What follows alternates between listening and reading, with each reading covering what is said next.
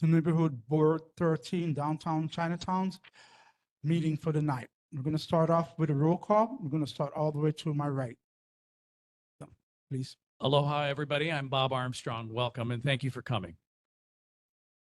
Good evening, everyone, for filling out the meeting tonight. My name is Kevin Lai. Hi, everyone. My name is Dan Mestis. Hi, my name is Nicole Shintani. Call me Nikki, actually. Hi, Sean Fitzsimmons. Thank you. Aloha, Chuan Schubert Kwok. Hi, Ross Isokani. All right, and online? Aloha, Lori McCarney here. All right, thank you. That is our board, and we're going to go ahead and get right into it. We're going to start off with item 2, public safety reports, including discussions on board/community inquiries, 5 minutes each. We start off with the Honolulu Fire Department. Is the Honolulu Fire Department here? Yes, they are. Please state your name for us. Thank you. Hello, good evening, everyone. Sean Arakaki from Central Fire Station, right across the street.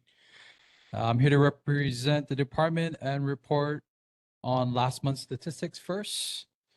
The month of August, we responded to 3 nuisance fires, 9 activated fire alarms, which didn't have any fires present, 105 medical emergencies, 2 motor vehicle collisions involving pedestrians, 8 motor vehicle crashes, car to car, and 1 hazardous materials incident. Moving straight into the fire safety tip for the month, which is called Charge into Fire Safety, having to do with lithium-ion batteries in your home. It's kind of long. This year, the National Fire Protection Association Fire Prevention Week campaign works to educate everyone about using these batteries safely. Lithium-ion batteries store a lot of energy in a small space. These batteries can overheat, start a fire, or explode if overcharged or damaged. By learning how to buy, charge, and recycle these batteries safely, you can help prevent a fire in your home. Buy only listed products. When buying a product that uses a lithium-ion battery, look for a safety certification mark such as UL, ETL, or CSA. This means it meets important safety standards. Charge devices safely. Always use the cord that came with the product to charge. Follow the instructions from the manufacturer. Buy new chargers from the manufacturer or one that the manufacturer has approved. Charge your device on a hard surface. Don't overcharge your device. Unplug it or remove the battery when it's fully charged. Recycle batteries responsibly. Don't throw away lithium-ion batteries in the trash or regular recycling bins because it could start a fire. Recycle your device or battery at a safe battery recycling location. Visit calltorecycle.org to find a recycling spot near you. HFD is hosting a fire prevention family day event on October 4th of this year at the Honolulu Zoo from 10 a.m. to 2 p.m. Please bring your families to participate in activities and meet our fire and life safety partners. Thank you. If there's any questions at this time. Thank you very much. So we're going to start in our lobby. Is there anyone here who has a question? Please go up and state your name, please. Thank you. Hi, my name is Randall Jadaling. You mentioned a hazardous materials incident. I was wondering, is that the acid throwing event that happened in Chinatown recently? Yes, it could be that, or we also had a gas. It's probably the gas. Yeah, I was specifically curious about, I had heard about somebody getting acid thrown in their face. Like, if you could explain what kind of acid it was and where this acid came from and what we might be able to do to mitigate such attacks on ourselves in the future. I was actually at that incident. It was sulfuric acid. HPD would be the lead on it, actually the actual investigation, but we were under the impression it was sulfuric acid at the time. I don't feel comfortable giving advice on how to mitigate it. It seemed random, but it's under investigation at this time. I would just be speculating about the why it happened. All right, thank you.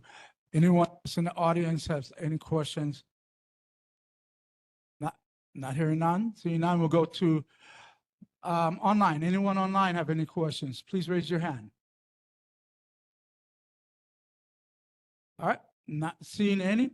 Thank you very much. No, next step, We have the board. Any board members? Secretary Rasti Sukani, please. Thank you, Chair. Hey, Captain Arkaki. Just wanted to comment. It seems like this has been a pretty busy month for wildfires, or last couple of months. I mean, lots going on in the news. I know Maili fire, Nanakuli, like 17 in July. Obviously, there was that Kunia arson case, which was 600 acres, which is huge. A lot more. So mainly just a comment to say to your team, to all the first responders, thank you for what you're doing. I know it's really dangerous job, and what you're doing to keep us safe is noticed and much appreciated. So thank you. I appreciate the kind words. Thank you very much. All right, any other board members? Not hearing any, we'll go ahead and move on. Thank you very much. See you next month. Thank you, everyone. Take care. All right, you take care. Thank you. Next, we'll move on to item 2.2, Honolulu Police Department.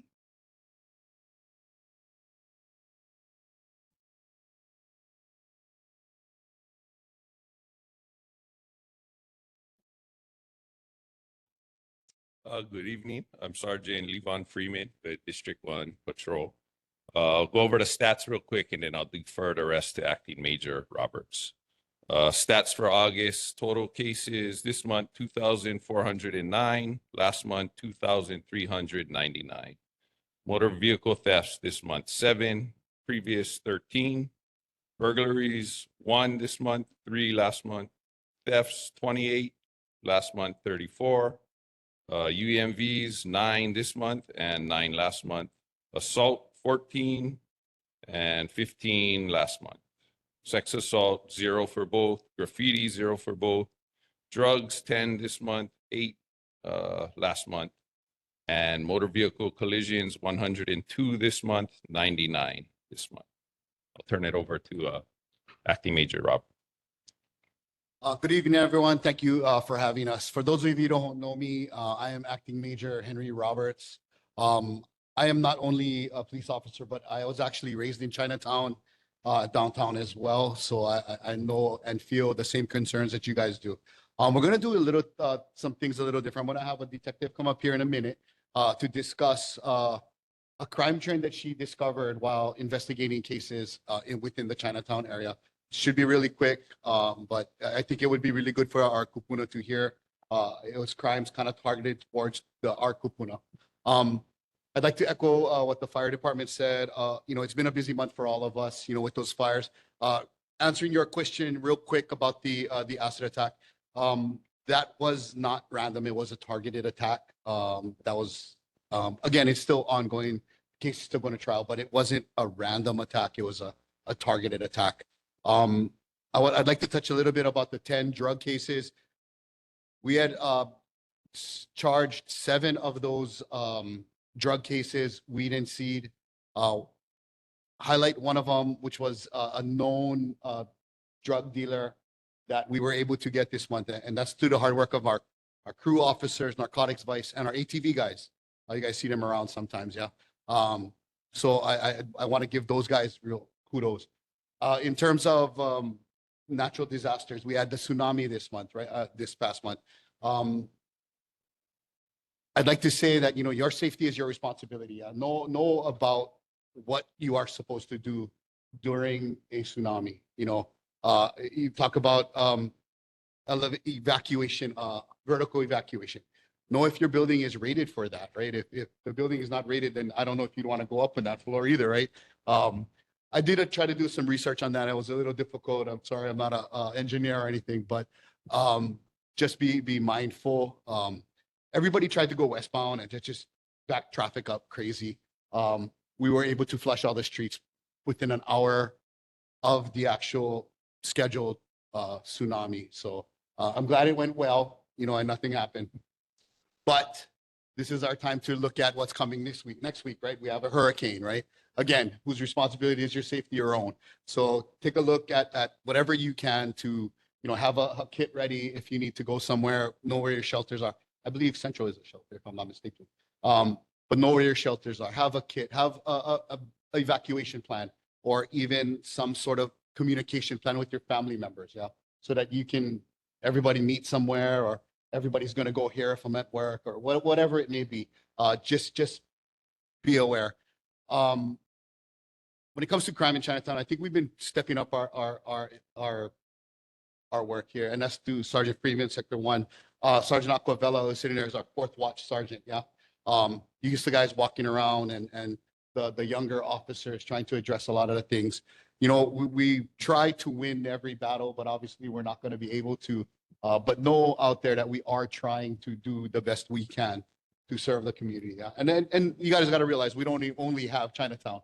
We have Kaka'ako, we have Makiki, we have all these other areas that we're responsible for.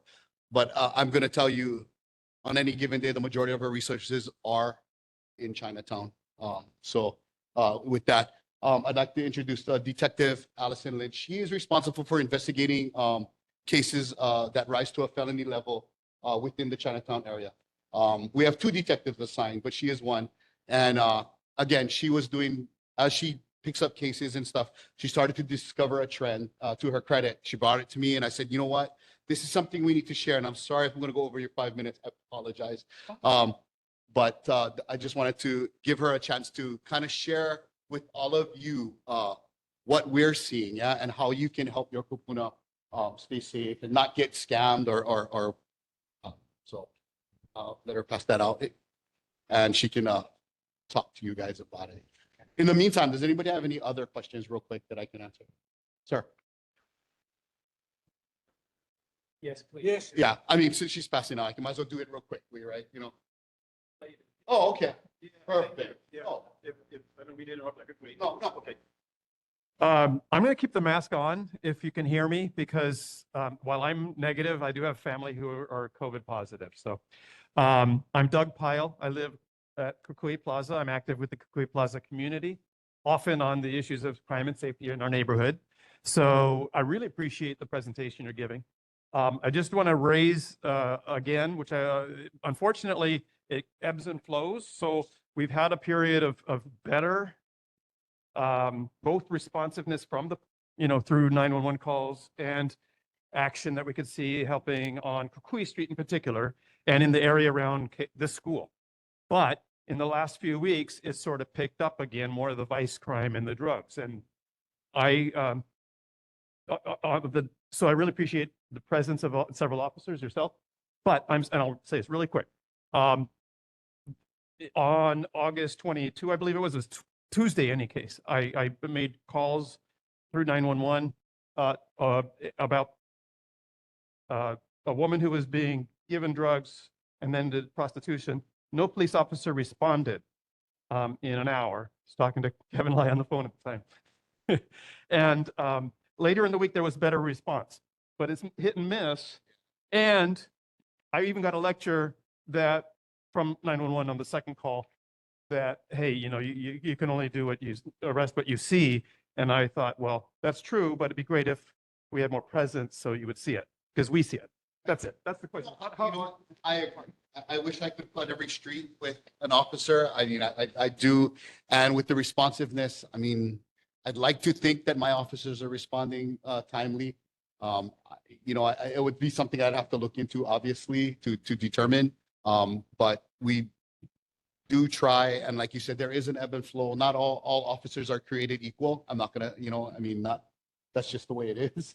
I'd like it to be, but it's just not the nature. It just doesn't happen. If you guys don't mind, I'm gonna let Detective Lynch talk about her presentation real quick, and if anybody has any questions.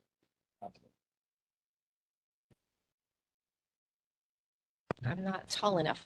Hi, I'm Detective Allison Lynch. I do work, he was slightly incorrect. I'm the only one that does the, we call it Sector 1 crimes, which is Chinatown and downtown. I deal with the non-violent property crimes. So your thefts, your property damage, if somebody's riding a stolen moped, things like that. I deal with those crimes. I just noticed a pattern. I've only been there since the middle of March, but since the middle of March, from all the cases that I've been assigned, I did notice that between April 5th and August 11th, there were 18 cases involving the elderly, which is in the HRS section that if somebody is 60 plus, they're considered elderly, and that can elevate the crime from a misdemeanor to a felony. or, you know, it just depends on what type of crime it was. I noticed the age range was 64 to 89 years old. Some of these people were in wheelchairs. And a lot of the times it was just, you know, opportunity. People would be sitting there not paying attention or, you know, shopping, doing whatever they're doing. And the suspect would come along and just snatch the phone out of their hand or wallets out of their back pocket, phone out of their front pockets. And there was one where somebody broke into a car where an elderly guy was he was relaxing in his car with the windows down, and the suspect reached in and took property from inside the car. So the problem that we're having is a lot of these elderly people don't want to prosecute. They'll make the case, we'll do all the investigation, then they don't want to press charges. They're afraid to go to court. They're worried about retaliation. They think that, oh, I didn't see them, I can't recognize them. Like, if I see you tomorrow, would I be able to recognize you? They think that if it happened behind me and I don't know what the person looked like, I can't prosecute. That's not true. We have tons of cameras in the Chinatown area now. I'm not sure if you guys are aware. Yes, thank you, because it helps. It makes a lot of work for me, but I like being able to catch the bad guys.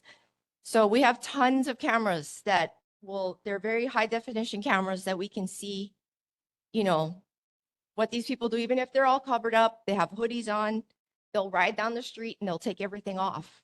And I'm like, thank you for showing me your face. Thank you. And then somebody will recognize them and hopefully we can get them prosecuted. So with my 18 cases, 3 people withdrew their complaint. 1 is considering withdrawal.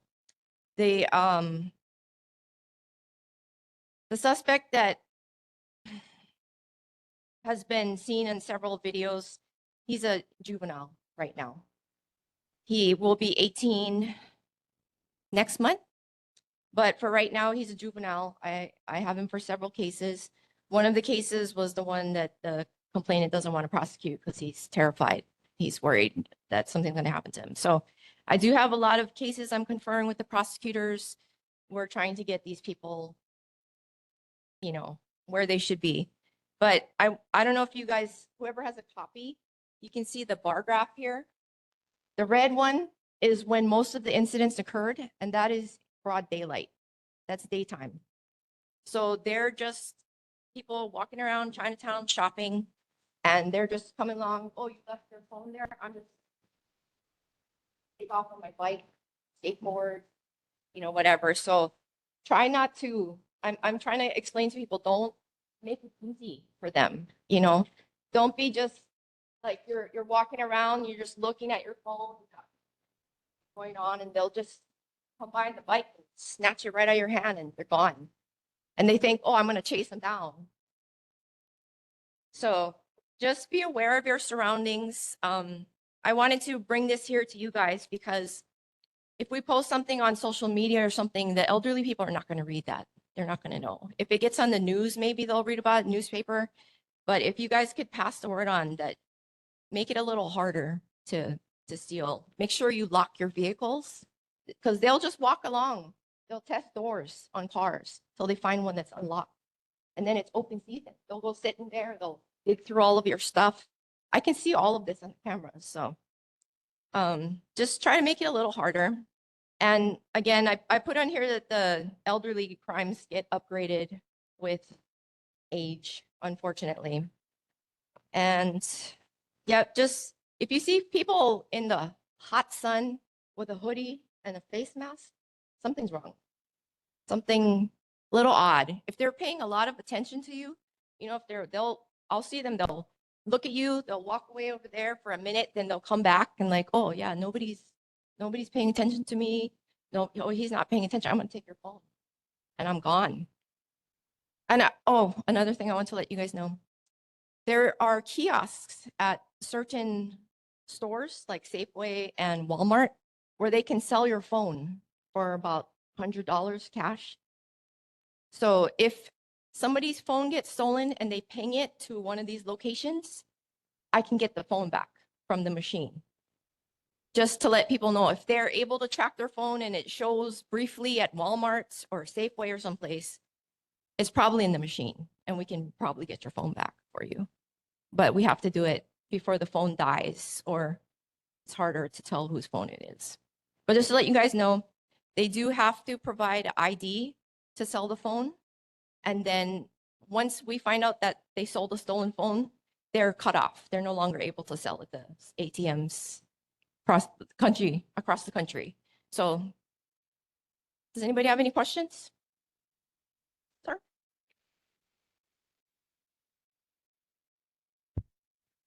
You should have a phone with you for emergencies.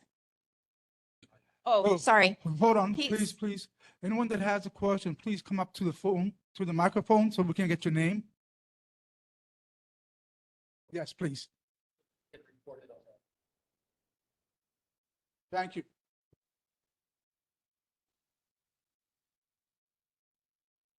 My name is Dale Krupa. The question is it better for seniors not to carry their cell phone with them and possibly not even carry their ID? I'm worried that if I'm mugged, they're going to take my keys and my ID and they're going to be in my apartment. So I was just wondering what the recommendations are for that. Thank you.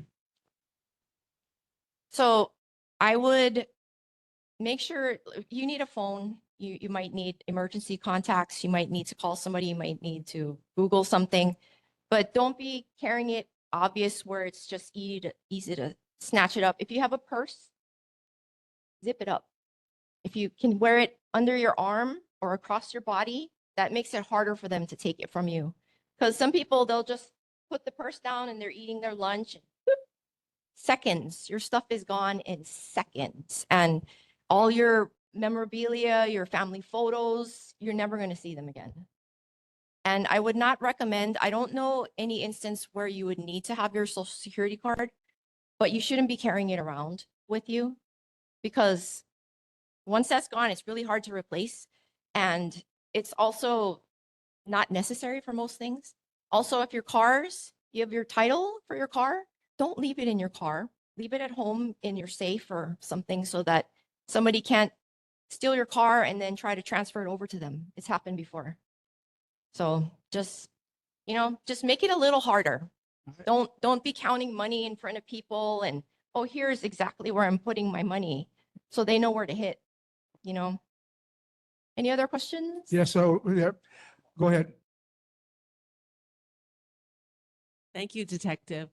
My name is Candace and I live at 215 North King Street. Probably get a lot of calls. Your dispatcher gets a lot of calls from myself and a lot of the residents there. I find it interesting that you're trying to warn us. I mean, I think the word is already out there that, it is dangerous. I mean, people already hear there was an elderly couple attacked by a dog, owned by a homeless person. My father is 85 years old. His classmate, Ilani classmate, actually, somebody bumped into him and then he found out that his wallet was gone from his front pocket. So I have a question about, if you see a trend, and especially for elderly, I mean, I just saw an elderly neighbor from 888 Evile walking to Lee's Bakery across River Street yesterday, and there was a guy on a bicycle kind of watching us. So I was guarding him. But if you know that there's a trend, especially during daytime hours when there are, local people, elderly people around on the streets, is there any way that your substation can have, I used to see when I lived at 1132 Bishop Street, I used to see pairs of patrol officers, walking the streets during the daytime, and I don't know if they were going for lunch or if they were, just patrolling the streets. Can you bring that back? Because I really don't see that anymore. Sergeant Acovella is in charge of the fourth watch, and he has his guys walk throughout the district, throughout Chinatown. But I'm sorry. But we're trying to address, again, not only that, but whether there's a homeless problem or there's a parking issues, for example. I mean, they do a multitude of things, and these crimes, they're a crime of opportunity. They're not like it's always going to happen right here. It's a crime of opportunity, and a lot of times it's just they're just walking and they just see it and it happens. It's not usually one specific area. It would make it easy for us if that was the case, if it was the same spot, so.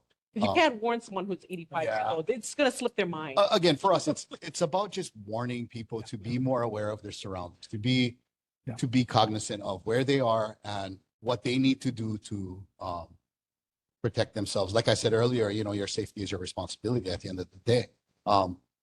We're there to help, and our officers do get out. It's just, again, these types of crimes are crimes of opportunity. Anyway. Thank you. Before we move on any further, Detective Lynch, I thank you for this, what you're doing right now. I'm wondering if you'd want to come back next month so that we can put it properly on the agenda so that the elder community can know about this and discuss this, and we can spend more time on this. In the meantime, we'll still allow people answers questions going forward right now, but just if you would like to do this, yeah? We are Just looking make a at great going out to presentation. the senior communities as well and possibly doing something with our CPT. I mean, our CPT does it as well, something to this effect, but she gets the cases, you know what I mean? She's the one who sees everything. So, but yeah, thank you. Okay, Chairman. and next up, please. Hi, my name is Keith, and it's fortunate to have a high-ranking official here. Something that's been brought up at prior meetings, and we've been referred to narcotics, but no one answers. We've posted things on 311 at the top of Kekelike Market, right at King Street. There's a very obese guy that sits on the ground with his dog. He has fanny packs and bags, and he's dealing drugs. And it's very obvious because there's people exchanging money. They're coming up to him. He opens up his bags, and it's happening in broad daylight, typically in the afternoon between 3-ish, 2:30 to 4:30, 5 o'clock. Please do something about it because people are congregating around him. They're getting their drugs, then they're passing out, or they're causing trouble. They're yelling, they're upsetting the trash. So I just wanted to take the opportunity since you're here. Thank you, sir. I mean, I have the guys here that are going to address that probably. So, yeah.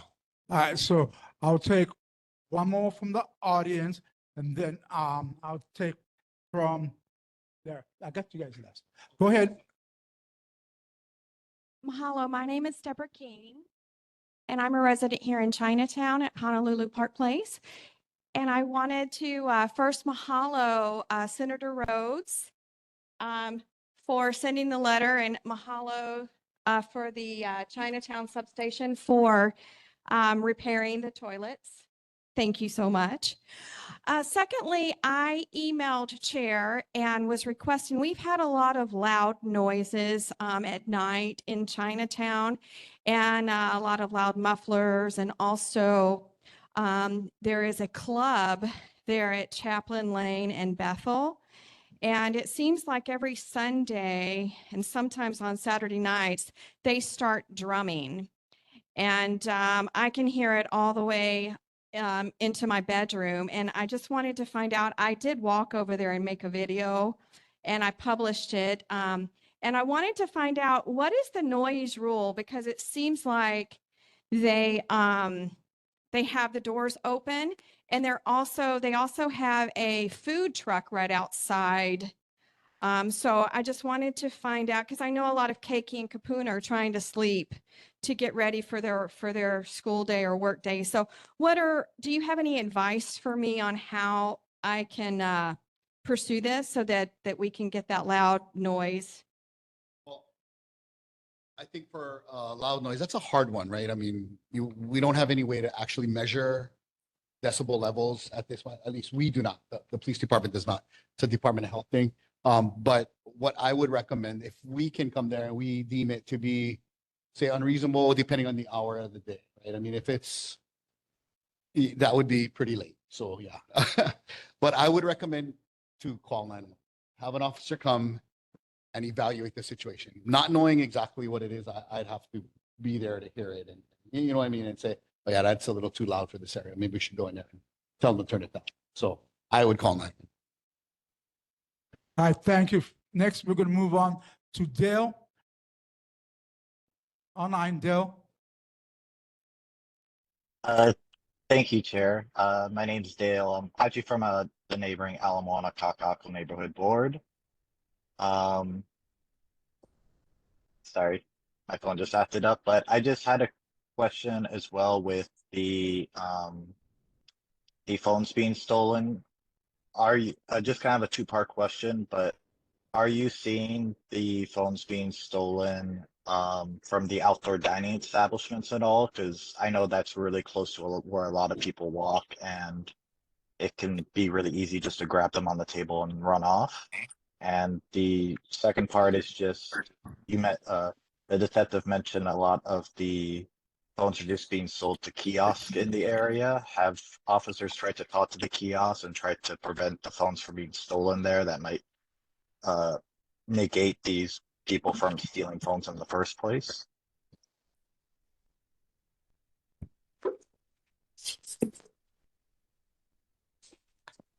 Well, I mean, like the detective said about the kiosks, we would have to first get somebody to be able to prosecute their case, right?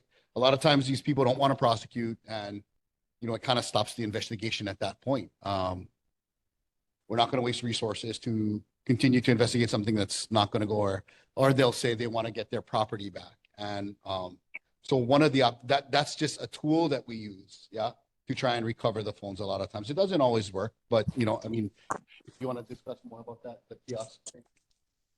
So we need probable cause to enter the kiosk. We have to tell in order for us to enter it, we have to tell the company that it was for a stolen phone that was reported under this report number on this day and time. It's this model. This is the IMEI number. This is the serial number. And then they'll let us into the machine. And we can't just go digging around. And a lot of these new phones, the serial number is not visible unless you open the phone. So if somebody pings the phone to that location, that's good enough for me to go into the machine. But I can't just go once I'm in there start digging around and, oh, it's this, I can't assume it's stolen and go work backwards. I have to. Does that make sense? Yes. So does that answer your question? I think so. It sounds like it might be good to try and help the many kupuna in the area who have cell phones, maybe with someone else to help set up tracking on them. So if their phones do get stolen, they could track them, and then it would help in the HPD side to locate the kiosks where they're going for. That's a problem I run into a lot, where they'll have to put like one of their children on the phone to track it for them because they don't know how to do it. And then, then if they turn the phone off immediately, there's nothing to track. So I have to wait for the phone to come back on I think they turn it on when they try to sell it. I don't know for sure, but that's why I think they're pinging it to those locations, but I can't say for sure. All right, thank you. I appreciate that. We're going to go ahead and move over to our board members right now. Give our board members a chance and close this down, okay? We're going to start off with Vice Chair Sean Fitzsimmons, please. Thank you, Chair. Thank you, Chair. First, before you begin my question, I want to make a comment. Again, I want to reiterate that Chinatown downtown is the only district in Honolulu zoned for arts and entertainment. And while we're here discussing crimes, I don't think a drum circle constitutes a crime. It's more of an arts performance, so since we're specifically zoned for that type of behavior, I don't think police should be dedicated to that stuff. But regarding the crime, though, I do want to talk about that. Given the recent acid attacks, Mr. Pyle's comments, and detectives' comments about the recent elder abuse that's been going on. Chief Logan reported on July 3rd in a Civil Beat article that violent crime was down 24%, property crimes down 37%. Despite that, 3 weeks later, Hawaii News Now reported that HPD officer vacancies are 461, which is about 21.2% of all the positions available. Separately, there's been a separate push for private businesses to establish a downtown business improvement district, which, like, why, right? So the business improvement district can quickly deploy services to abate vandalism and property crimes, right? So the question is, I'm trying to reconcile these things, right? If crime statistics are going down, but officer retention is also going down, how is that tenable? So with more than 20% of the officer positions being vacant, Please wrap it up. How does HPD account for potential under-enforcement, number one? Number two, have there been any changes in data entry procedures or reporting that has resulted in this statistical anomaly? And number three, what independent oversight exists to confirm the accuracy of the crime statistics reported by HPD? Thank you very much. Our crime statistics are reported nationally based on the criteria that they provide. So that is I would say our oversight, because they require, and you know what, for me, knowing the way we report crimes, how they're reported doesn't necessarily, I don't want to say this, each HRS, like our HRS here, every state's revised statutes is just a little different, right? So in certain cities, they don't report anything under a dollar amount, whereas we report every dollar amount. You know what I'm saying? For example. No, I understand that, but like, I don't think like, but the question is like, if our criteria has been the same with respect to reporting what a crime is, right? And then the representations were that all the statistics have indicated that crime has decreased. Correct. Yet clearly the community doesn't feel that way. The acid attacks, Mr. Pyle's comments, even the detective's own presentation today indicates there's an issue. So I'm trying to reconcile. So, I mean, I the think statistics between with I mean, what's been shown. there's still going to be crime. I can't prevent that from occurring. You know what I mean? No, it's not about preventing the crime. It's about the accuracy of the statistics, because the private businesses have determined that they need to get together and hui money together for basically so they can ensure that their own property doesn't get vandalized. And I think there's more to that story than you're saying, though. I mean, I think Okay. there's a lot more to the bid than just Hold on, everyone. that. Yeah, you Hold know, on, everyone. So, follow-ups, you gotta ask for follow-ups on this. If not, we're gonna go back and forth right now. I think we can probably have a one-on-one with Sean on this, yeah? Okay? Okay. All right? Well, Okay. one last thing, traffic safety. Please drive safe. Okay. I mean, that's a big thing right now. Yeah, everybody, we had so many fatalities and stuff. So- Please drive safe.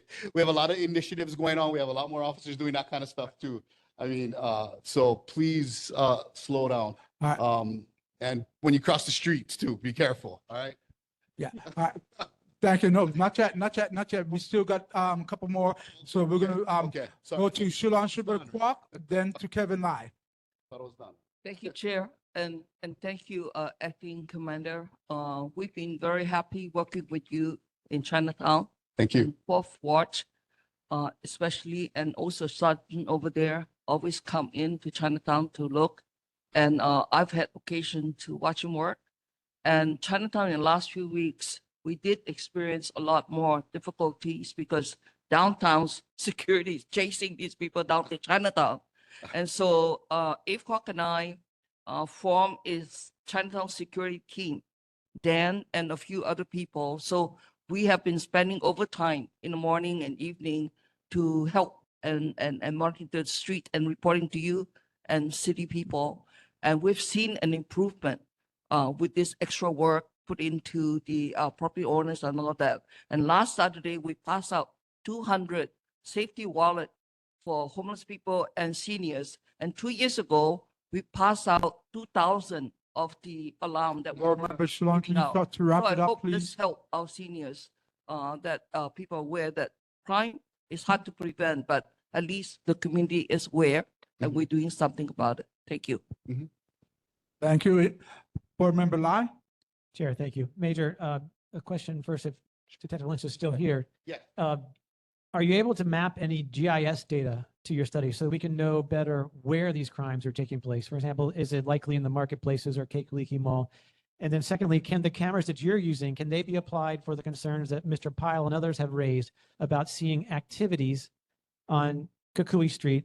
Can they be used retroactively to help if an officer is not present to see the actual crime, but it's on video? And then lastly, for Major, you mentioned the picking our battles, but I think it's fair to say that we've lost the battle on mufflers and motorcycles on New Wanu Avenue every Saturday night, every Sunday night, 10 p.m. to 2:30 a.m. Why not just put some blue lights there at 1171 New Wanu parking lot, just to give people the idea, hey, it might not be a good idea to spin your motor out. You know, that just real quick to that one, the loud muffler one, that one is not only in Chinatown. I have that in Kaka'ako. I have that on King Street down towards Kalakaua. So recently I just met with my reserve officers to try utilize another resource in slowing down traffic, but also for putting a blue light at locations that can not only slow down traffic, but possibly deter other crimes as well. So that is already something that I'm looking at for the utilization of my reserves. They're volunteer. They'll be out a couple of hours here and there. But already trying to think about, I was trying to already think of some way. On the weekends, a lot of times the officers are busy with fights and bars. And so utilizing those guys to do something like that is something that I'm already looking into. All right. And that- then what was your question? Yeah.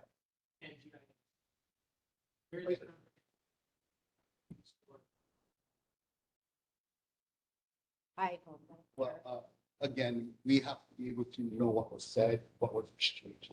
And a lot of times the cameras aren't to the point where you can actually see what was exchanged. You can see something is being exchanged, right? But they take it and put it in the pocket. If I'm going to go and get into that, how do I know that's? There's all kinds of legal issues with the use of video that we're trying to work through, we're trying to see, but yeah, there are some legal issues with it. And then the GIS, I'm sure she could figure out the mapping of where these are occurring within sector 1. I'm sure we'd come up with something. All right, thank you. All right, thank you very much. Is there any other board members that have a question? All right, not hearing none. Thank you very much. Thank you. So long, I apologize. Thank you very much, Mr. Roger. Thank you, appreciate it. All right, next, we're going to move to item 3.1. Chair's statement on his intentions to continue serving the community and serving in the position of chair for the Downtown Chinatown Neighborhood Board, to potentially be followed by a board vote to consider removal of the chair, which shall require 5 affirmative votes under subsection 2-14-121 of the Neighborhood Board Plan. If any board member wishes to make such a motion, yeah? Okay. This is my statement. I'm prepared to address this head on. Let's begin. I'm aware that my recent arrest on August 17th to 18th has been a topic of public discussion, and I want to address it directly. The facts, as a matter of public record, are these. I was arrested by HPD, and within 48 hours, the Honolulu's prosecutor's office reviewed the details of the incident and determined that no charges would be filed. I was immediately released, and the matter is closed. That said, I want to take a moment to offer my account and acknowledge my part in what happened that night. As chair, I often patrol our streets late at night, especially on Friday and Saturdays about 1 o'clock. I believe in being present and ensuring the safety of our community. At around 2 a.m., as the bars were closing, I witnessed a chaotic fight break out on Hotel Street. My immediate impulse was to run towards the HPD substation. Didn't have to because the police were actually positioned on Nuuanu and Smith to ensure they were aware and could respond quickly. In retrospect, I was more animated and passionate in my interactions with them than I should have been. I want to offer my sincere apologies to HPD. Our officers have an incredible, difficult job. And in that moment, I failed to give them the space and deference they needed to manage the situation safely. My intentions were good, but my actions were a mistake. I take full responsibility, and I'm thankful the Honolulu Prosecutor's Office determined that based on what happened, no charges should be filed against me. Since the news story was published, I have received emails from 2 board members and 1 community member suggesting that I should step down or should be removed as chair. I've considered those messages, and I want to respond directly. I am not stepping down as chair. My commitment to this community has not wavered. I was elected to this position by the people of downtown Chinatown and my fellow board members, and I am resolute in fulfilling my kuleana, my responsibility to serve. This incident does not define me, nor does it erase the years of work I have dedicated to our community. It has, however, reinforced the importance of accountability and transparency. What defines me is my dedication to fighting for the well-being of our ohana, our community.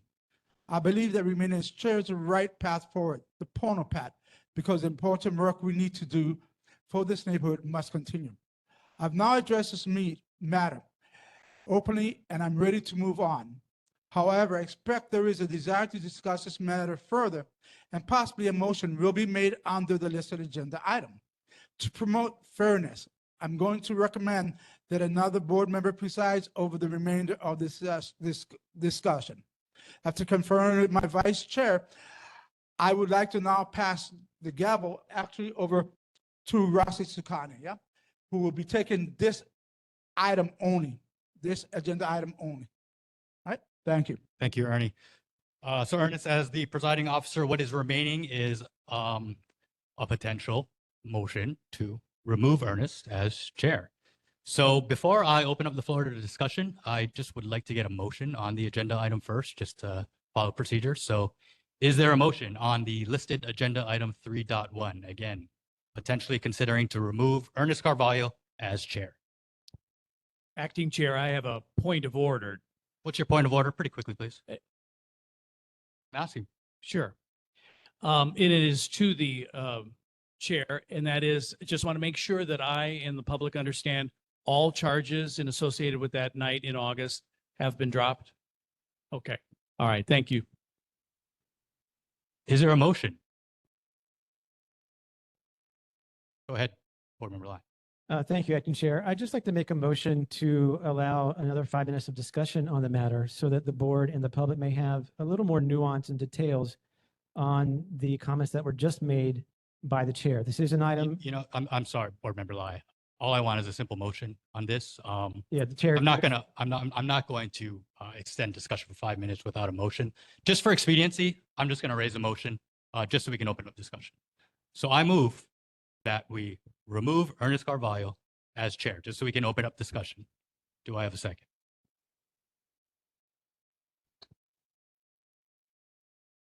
Acting Just looking Chair, for a second. on your motion, just for the purpose of discussion, I'll second your motion. Thank you. I appreciate that. So now we have a motion and a second. So now I'm going to open up the floor for discussion. Yes. And after we have discussion, then we can vote on this motion. So first, I'm going to open up to the public first. So is there anyone from the public who would like to speak on either the chair's statement or the motion? Please come up to the mic. Yeah, please line up at the mic, state your name. And as a reminder, speaking rules, we will have 2 minutes. Hello, my name is Randall Jedelang. First off, I want to thank Vice Chair Isukane for enforcing Robert's Rules of Order and making a proper motion before discussion happens. Warms my heart. Secondly, I'd just like to say I've known Ernest Carvalho for probably the better part of a decade. He's always been upstanding and a leader in the community. He's organized several events at our condo building, 215 North King Street. I think he's done a great job as chair, and I think it would be a huge mistake to remove him. Thanks. Mahalo. Go ahead, please step up to the mic, state your name. My name is Candace Crotto, and 2 years ago, my husband and I, we moved from 1132 Bishop Street to 215 North King Street. So, but before we moved, of course, we voted for everybody. We looked at everybody's bio very carefully on who was going to be for the downtown Chinatown district. And Ernest Carvalho, I reached out to him when we were living at 1132 Bishop Street because I was concerned about, you know, the issues. I think that Ernest is uniquely qualified to remain as the chair for the downtown Chinatown neighborhood board because he lives in downtown. Well, he lives in Chinatown. He knows the area. He also works like right adjacent to in the next district, which is Evile area. And he's been always very responsive to the issues that concern both neighborhoods. Specifically because I work from home. I live and work from home. My husband lives 215 North King Street with me, but he walks to work every day on Bethel Street. We walk every day through Chinatown. I trust him because whenever I have an issue or about the safety, public safety or anything, in the area, he's very responsive. So that's my feeling. And I feel that he should remain as chair of the neighborhood board. Mahalo. Mahalo for your manalo. Please go ahead. Aloha, presiding officer and board members. My name is Deborah King, and I'm a resident in Chinatown at Honolulu Park Place. I appreciate the chair for giving additional details. And my manao is that I moved here in November, and I started attending these board meetings in February. And The issue that I have is that there's so much tension between board members, and I can feel it. And if you go back and review the footage from each of the monthly meetings, there's a lot of tension and a lot of uncompassionate and no kindness. So with that in regard, that is what I am hoping that y'all address, because if y'all have tension on the board, how can you help the community? I did email Chair about the loud noises, and he did respond saying he would follow up for my incident. However, I've not received a final follow-up, so I'm waiting for that. So that is where I'm coming from. If you can't work together, how can you work for us? Thank you. Go ahead, Mr. Powell. State your name though, again, please. I'm Doug Pyle. I'm a owner resident at Kukui Plaza. And I want to say, it saddens me that this is what is, the discussion, because I've appreciated folks on the whole board, all of the board members, and I have friends on who have part of making the motion and friends on who are up on the other side of the question.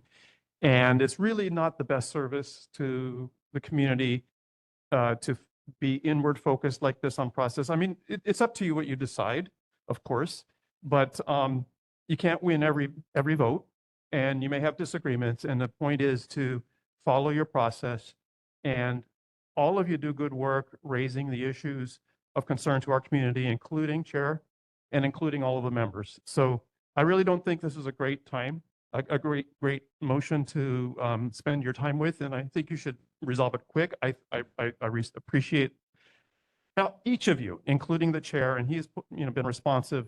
So have the individual members. So please don't spend a lot of time on this. I hope you keep your chair, but it's up to you. What you decide. Well said. Thank you, Mr. Powell. Go ahead. State your name, please. Hi, my name is Ken Farm. I am not part of Chinatown. I am actually the former chair of Kali Plama, about 3 cycles. So I know what it's like to be a chair, to organize, get people, have these types of meetings and whatnot. It is not easy being a chair. And there's a lot of things that happen in the background that you just don't see on camera. So when you have that continuity of somebody who's been there a lot, have seen and had those community connections, it's very important that you think about that while you're making those types of decisions. So I just want you guys to consider that. I've worked with Ernest when I was chair many times on different issues. Sometimes it makes news, sometimes it doesn't. But having that continuity that helps the community is something to always consider, because it's what happens next. All right, thank you. Thank you very much. Please go ahead, step up to the microphone, state your name. My name is Dale Krupa. I live 888 Ebele Road, 50 yards out of downtown. I believe Mr. Carvalho's actions might even need to be commended with his arrest, that it was him showing leadership qualities, that he's not afraid to stand up to HPD, and he saw, a crime and he was helping out. So I think he should remain chair, and his good record for all the past years should be seriously considered. And that's it. Thank you. Okay. Thank you very much for sharing. Please step up, state your name. Good evening. Can you hear me? Sorry. I just recently get out of the surgery. That's why I want to put that on. But anyway, my name is Barina Poon. I'm with Hong Kong Business Association of Hawaii. The reason why I'm here, a month ago, I called Ernest, the chair, for some contacts for the Chinatown and downtown area for our future event next year. So I would say he just gave me right away, and he has opened his mind and say, yes, we do need a lot of activities in downtown Chinatown. So he is not selfish. And I ran into him only a dozen times within the last 7 years, all from the volunteer base, like the turkey day for Thanksgiving night, we volunteer. So I think this is a good leadership. I'm sure that everyone sitting in the board, on the board has a good intention to make the good out of the community. So I hope that you guys can work together. And I truly hope to see Chair will be at least finish his term, that before you consider to elect another one. Thank you. Thank you for sharing. Thank you. Please come up to the microphone. State your name. Hello, my name is Hera Kairao. I'm not a Chinatown resident, but I know a lot of the people on the board. This is my first time here, and I just came out to support Ernest. This man, I don't know how he does it. He works so hard for this community. And I see him passionately, I got to do this, I got to do that. And he always gets it done. So I just came out to support him. And thank you. All right. Thank you. Welcome to your first meeting here. Thank you. Please go ahead, step up, state your name. Name's Keith Crowdo, and I live and work downtown. I walk to Bethel Street from 215 North King every day and every night.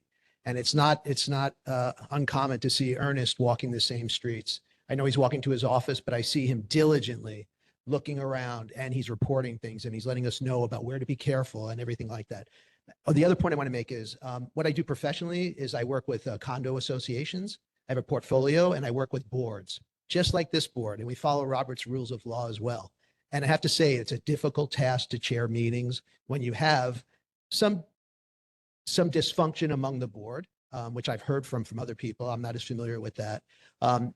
But to keep the meetings moving forward on time, on subject, on agenda, with the proper motions, I've been impressed by Ernest in my experience with him, because I see it at a portfolio of 12 other properties, and it's not an easy thing to do. And that's what I do. I help guide them. But I think Ernest has done a great job, and I support him remaining as chair.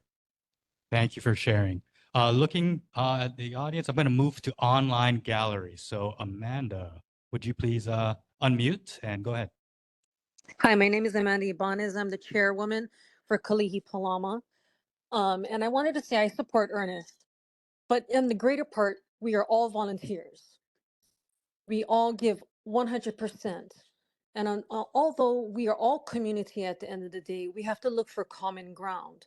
If you have dysfunction and miscommunication or misunderstandings, it's best to be pono and talk it out in a respectful way. You can have differences of opinion, but I do agree with the numerous people that said, if there's dysfunction, then make it right.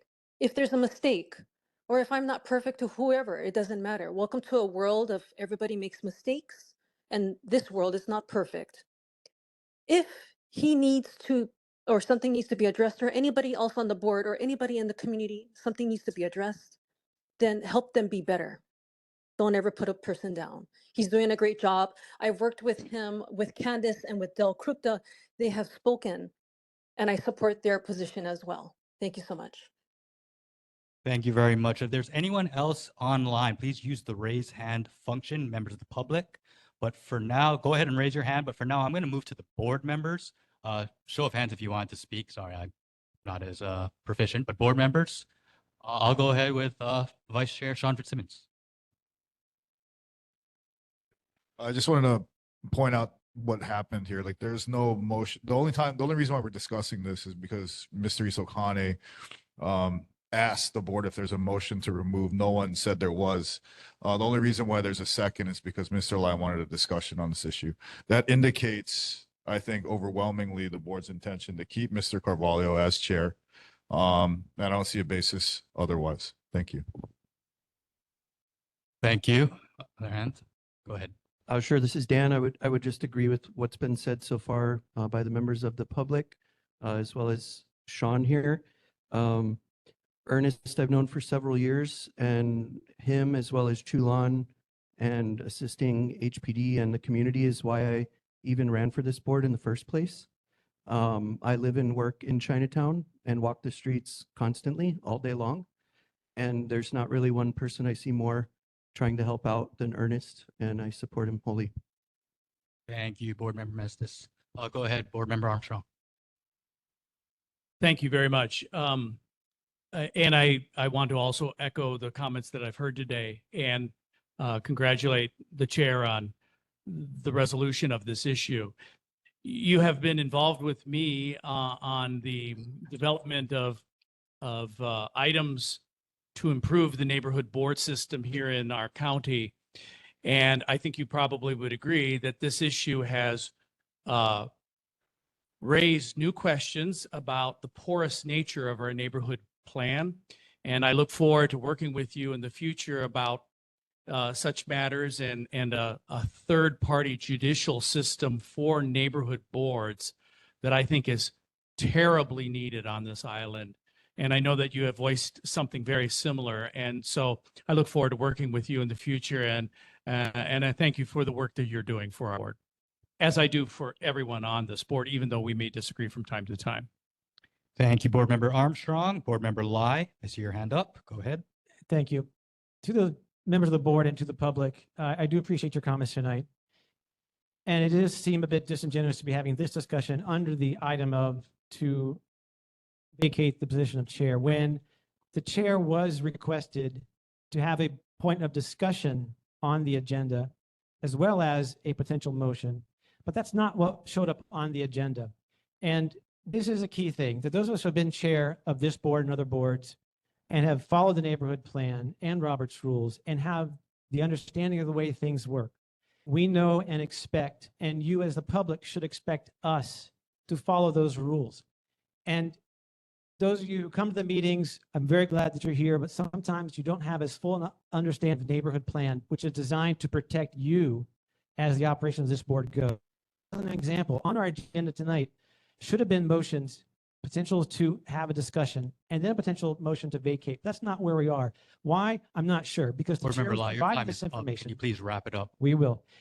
The point of this was to ask questions of the current chair so we can find a little bit more about what happened. There is no statute in the neighborhood plan that says someone who's been arrested should be removed. But as a matter of someone who represents our board in the community, I'd like to know, for example, from the chair, what else was going on that night? What happened before and after? Were you Thank headed you, to Board one place Member in Lai. particular? Thank you to That's everyone, what by we're the way, looking for keeping on time and our Thank you. speaking rules. Go ahead, Board Member Superquonk. Thank you. I wasn't. Hello. Thank you. I wasn't going to make a comment, or even I didn't think that it should be on the agenda at all, because this is something that's taking too much of the sports time. I checked with neighborhood board office and asked their advice, and that since the neighborhood board plan wasn't broken, and the executive secretary told me that there should be no action. So I was surprised that it's on the agenda to discuss this, which is a non-matter concerning board activities and also representation, because Ernest had written letters publicly on social media and also individually to all of us explaining the situation. So I'm really not happy that we're taking up so much time on this. It's like a persecution of somebody. So I don't like this. Thank you. Thank you, Board Member Superquark. If I could just provide some context, a board member did provide a written request to put this on the agenda, so we have to follow those rules. So just want to give you that context. That's okay, though. We'll get through this quickly. Is there any board members who haven't spoken that would like an opportunity to speak? If not, I would like to move to a vote. Okay, and actually, before I do, Chair Carvalho, you gave a statement. Is there anything you'd like to say in terms of this discussion before I move to a vote? I just would like to thank the community for their love, their support. I'd like to thank Deborah for explaining how she feels that we should be working as a board, and I agree with you. If we're a unified board, we work better, it shows better for the public. So yes, I agree with you, and I will take all that into account.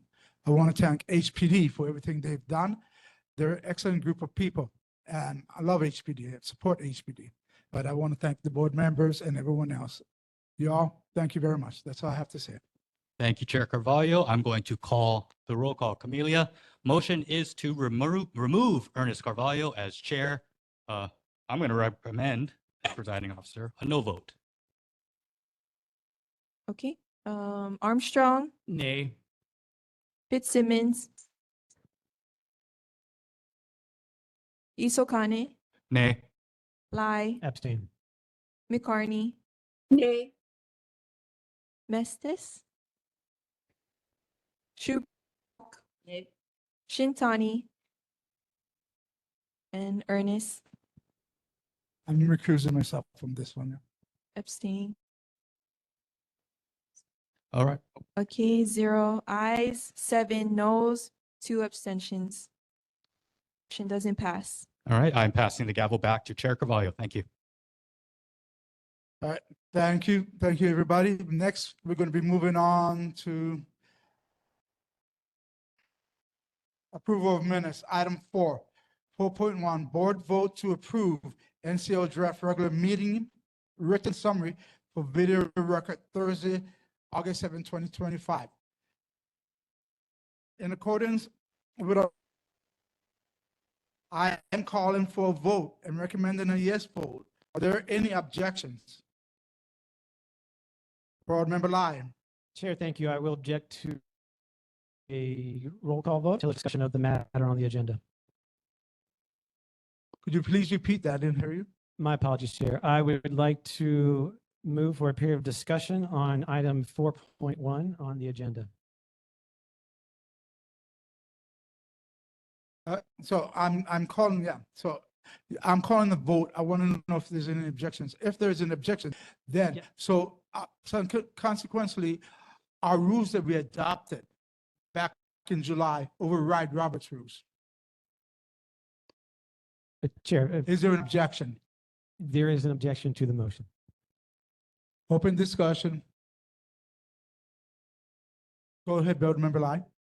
There is, but regarding the minutes, if the written record, rather, if that's what's members of the board, I request that we not adopt these until they are amended. I'd like to propose 2 amendments, and we can go from there. Number 1, on page 2 of 5, paragraph 1, third sentence reads, Board Member Lai attempted to make a motion, etc. However, that sentence should place in full with Board Member Lai made a motion to amend the agenda.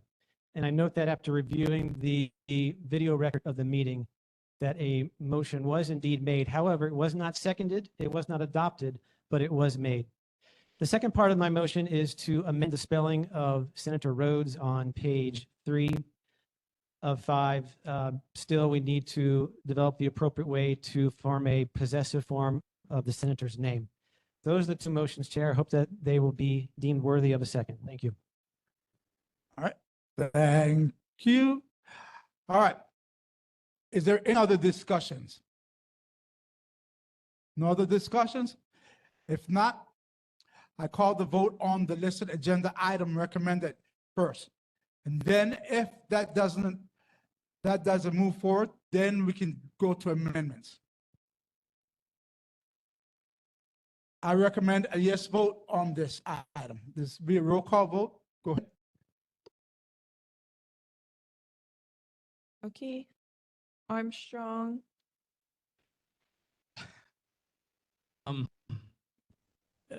I vote on the minutes, aye. okay. But Fitzsimmons, Isokane, Aye. Lai, Nay. McCartney, Aye. Mestis, Aye. Schuberkock, Shintani, Chair. Aye. 8 ayes, 1 no, 0 abstentions. The motion passes. All right. Thank you. We're going to item 5, presentations, including discussions on board/communities inquiries, 10 minutes each. 5.1, Chinatown Improvement District, presenting their annual Autumn Moon and Lantern Festival on Saturday, October 4th, 2025, from 9:30 a.m. to 3:30 p.m. at Smith-Beretania Park, which will include cultural activities and live entertainment. Smith-Beretania Park and lantern hung at businesses throughout Chinatown. Lee Stack, are you here? Ms. Stack, one more time, are you here? Not seeing you in the public, not seeing you online. We're going to go ahead and move on. I have a comment on this. It's on the agenda. It's on the agenda. Yeah, no, I don't know, maybe miscommunication, something with the date. Yeah, I just have a comment that I support this program. It brings families and children together to understand about the Moon Festival, which is the second most important festival in the Chinese calendar. And I've seen Lee mount this event many times at Smith Veritarian Park. And I think, Chair, you also help with the Chinatown Alliance in there. And I think it's a great community event for Chinatown. So I support it. Thank you. All right. Since I gave Shulon that comment, I'm offering it up to any other board member who wants to comment. Okay, not hearing none, we're going to go ahead and move to item 5.2, Hawaii Energy, presentation of the Empower Grant Program, which help Hawaii small business and nonprofits make energy efficient upgrades more affordable and accessible. Through installing eligible upgrades, grant awardees can lower their electricity bill, save energy, and cut operating costs. Qualified organizations may receive up to $6,000, potentially covering 100% of eligible project costs, depending on the equipment type. Energy Advisor Melissa Bonishi, please. Hi, my name is Sophia Summers. I'm actually stepping in for Melissa Onishi. She's not feeling well tonight. But if it's okay with you, I'm just going to share my screen and present to you a brief presentation here.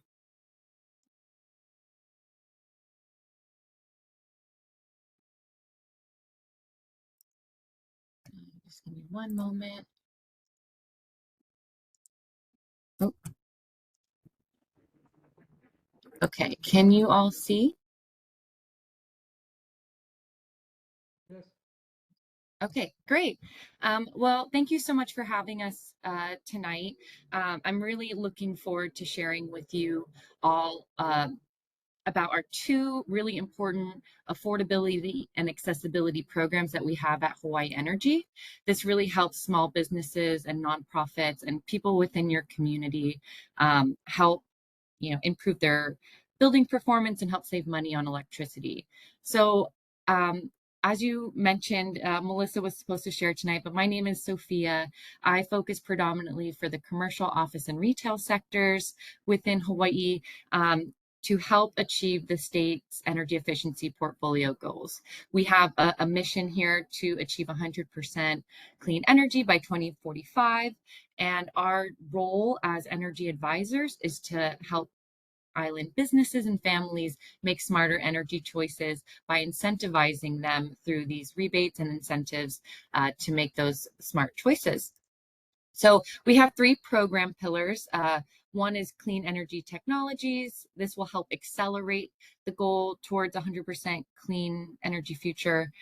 We have economic development and market transformation. We do a lot of workforce development, and we do a lot of trainings that we are highly subsidized in our office. And then we have two programs specifically that I'm going to talk about today within our accessibility and affordability pillar. And this is just ensuring equity within the distribution of wealth in our energy transformation. So those two programs that I've mentioned are one, the Empower Grant, and two, the Energy Advantage Program. You can think about it as, for this year, the Empower Grant is going to handle anything related to HVAC, building envelope, commercial kitchen equipment, and then Energy Advantage will cover anything lighting related. These two programs are specifically tailored for small businesses. So anything that is a restaurant, nonprofit, on a HECO rate schedule G account. I'll go into that more of that later. But the two caveats of these programs is that for the Empower Grant, it is a reimbursement type project.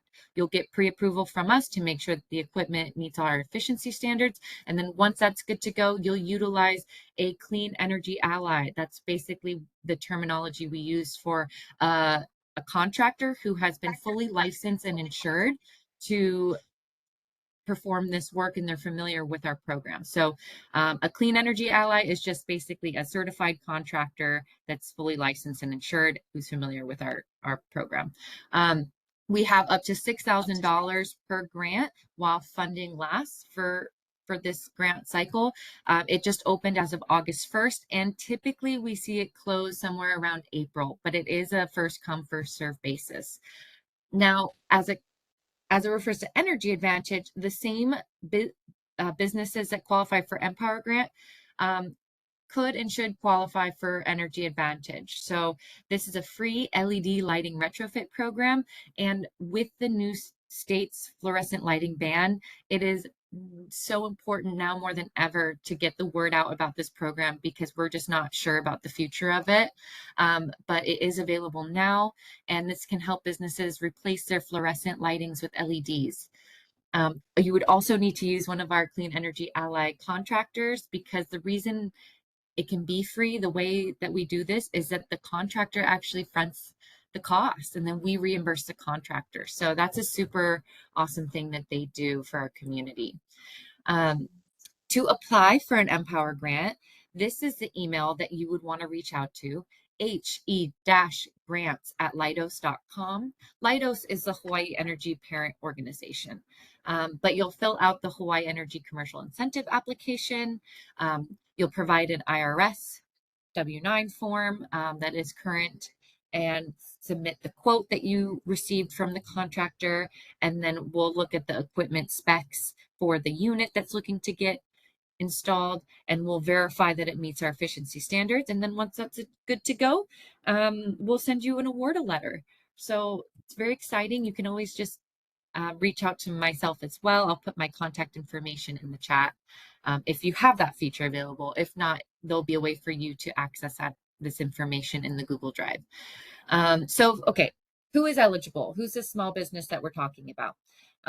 You must fall into one of these categories, one of the following categories. So as long as you meet one of these 4 standards, then you qualify. So that's a small business with a HECO G account. And you can just find that by looking at your HECO bill. It's going to be right on the top. And then a small business with less than 5,000 square foot in space. If you're a restaurant, any restaurant qualifies. It doesn't matter if you're large or small. And then any 501c3 nonprofit. We'll just need that IRS determination letter to verify that you are 501c3 status. Who is not eligible for this grant? It's businesses with a residential Schedule R HECO account. So like any home-based business, unfortunately, does not qualify. And then obviously businesses that are on the island of Hawaii do not qualify, because this is specifically for HECO ratepayers, since they're the ones buying into this program already. And then, yeah, entities that are off-grid. So those are the exceptions. But I mean, if you have an auntie, sister, uncle, nephew, family member, friend who has a small mom and pop shop, they're kind of the perfect customer for this grant and this free lighting retrofit. Eligible project types that we see, we have refrigeration equipment. We do packaged or split ACs. We have dual inverter window ACs. Any Energy Star appliance is usually good to go, or commercial kitchen equipment.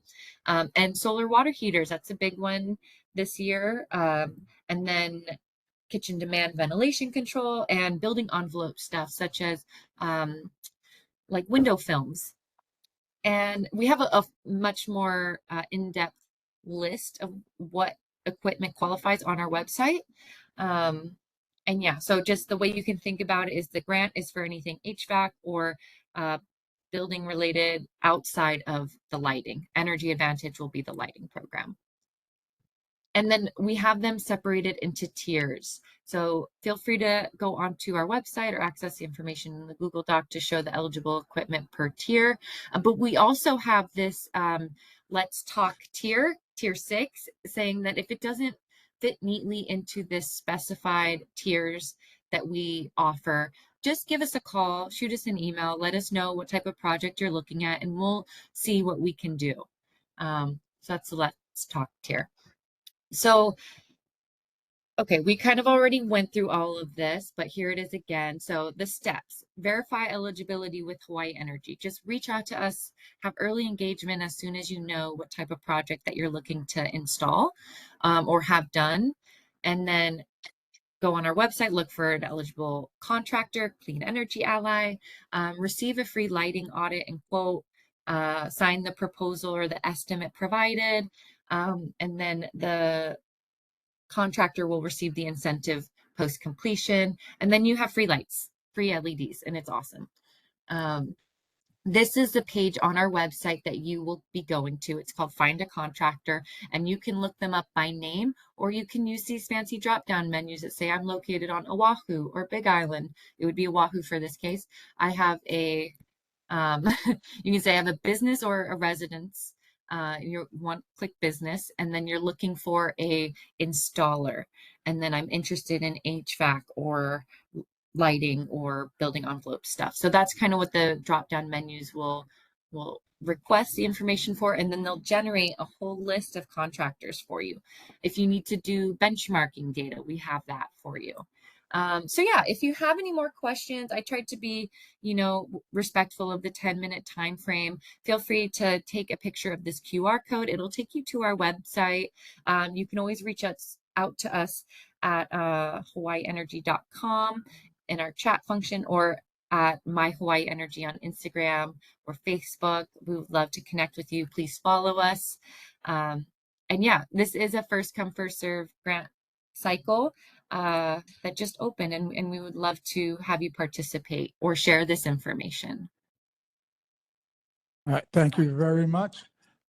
Do we have anyone in our public here in the library that would like to ask any questions? All right, not hearing any. We'll go. Is there anyone online? All right, not hearing any. We're going to board members. Board members, Vice Chair Sean Fitzsimmons, please. Thank you, Chair. Thank you for the presentation. Awesome. I'm interested in this for multiple reasons. Individually, because I own Kakako Boxing Club, which is a nonprofit in Kalihi, and we repurposed an old bar, the Pauhana Lounge, to make our gym. So we have all this kitchen equipment that we're trying to use, and we can't. My question is this: the building, we don't own the building. It's owned by Kamehameha Schools Bishop Estate, which is, I believe, also a nonprofit entity. So with respect to any applications for Empower, would it have to come through us, or would it come through Kamehameha Schools? Thank you. Yeah, that's a great question. And I've actually worked with the sustainability manager with Kamehameha Schools, and she has been very proactive with a lot of other of her tenants in getting the grant information out there. So if you wanted to connect with me offline, I could facilitate an introduction on behalf of your interest of the Empower grant as a tenant of theirs. And then we could just see where that goes from there, because, they would want to be in the loop as the landlord. All right, thank you. Any other board member besides Dan? No? Okay, Dan, you'll be the last speaker on this. Go ahead. Yeah, just one quick thing to add on. Last program year, we at Hawaii Energy issued over 300 of these grants totaling $1 million in reimbursements. And that resulted in over $2 million in lifetime bill savings for these customers. So it's a really great program. All right, I want to thank you very much. I want to thank you also very much for a great presentation. You guys have a great day. And everyone can see all the documents on our Google site. Thank you. Next, we're moving up to 5.3, Hawaii chapter of the American Foundation for Suicide Prevention. Out of the Darkness, Suicide Prevention Walk, starting near Honolulu Hale at Frank Fossey Civic Grounds on Saturday, September 13, 2025. Registration begins at 9:00 a.m. and program starts at 10 a.m. Dennis Hida will be speaking. Thank you, Dennis. Hi, thank you for inviting me to speak. I am the Hawaii Chapter Board Chair for the American Foundation for Suicide Prevention, and I'm here to talk about the walk. But first, I want to share a little bit about my background and why I'm involved. So back in 2014, my youngest daughter, Kayla, attempted to take her life. It was a rough lot of years, especially initially, but it's been a while now. And for the past couple of years, Kayla's a lot better. But we've learned things such as the value of therapy, medication, coping skills, self-care, and just being around her at all times. It's things we never even thought of before this happened. But through this, I found AFSP by just searching suicide prevention in Hawaii back in 2018. And first thing I did was just volunteer to help people parking at our event. And now I'm actually the board chair and the walk chair for the upcoming walk next Saturday. So AFSP itself started back in 1987 with a small group of researchers. And today they're the leading private funder of suicide prevention research. They've also developed a ton of materials and trainings to educate the public and communities about suicide prevention. They're active in advocacy at the national, state, and local levels. And lastly, AFSP is known for their postvention work or work with people who've lost somebody to suicide. And our biggest postvention event happens the Saturday before Thanksgiving called the ISOSL, or International Survivors of Suicide Loss, or Survivor event. And all the people who go obviously have lost somebody, but they all really like the event because they're in a room full of people that can kind of understand them, which is not typically the case. So our walk is going to be next Saturday, Frank Fossey Civic Grounds. It's going to be right next to Honolulu Hale. We're normally by Skygate, but they're going to have some construction. Registration at 9, program starts at 10, walks at 11. I made a bad mistake. I didn't get the Department of Transportation permit on time, so we're not going to be walking like a mile. We're just going to be going around Honolulu Hale. That being said, the real meaningful part of the event is some of the speakers. We have something called the Honor Beat speakers. Each color bead represents a different kind of loss of a child, loss of a parent, supporting the cause, supporting the military, the LGBTQ community. We'll have some healing events. People can bring a photo of their loved one and write a note on our memory wall. People can take pictures as a team or individual on our balloon arch or with our hope sign. And we'll also have the leading mental health nonprofits under our resource tents. Also, sponsors will be there. And you can also come to our AFSP tent where we're making a more of an effort this year to present all the different ways people can come and join us and help. Some of the ways are basically we form committees to train our board itself to go out into the community, to schools, to businesses, to do these presentations. We formed a little advocacy group, so we're going to have an effort to actually go to the legislature this year and talk to some representatives and senators.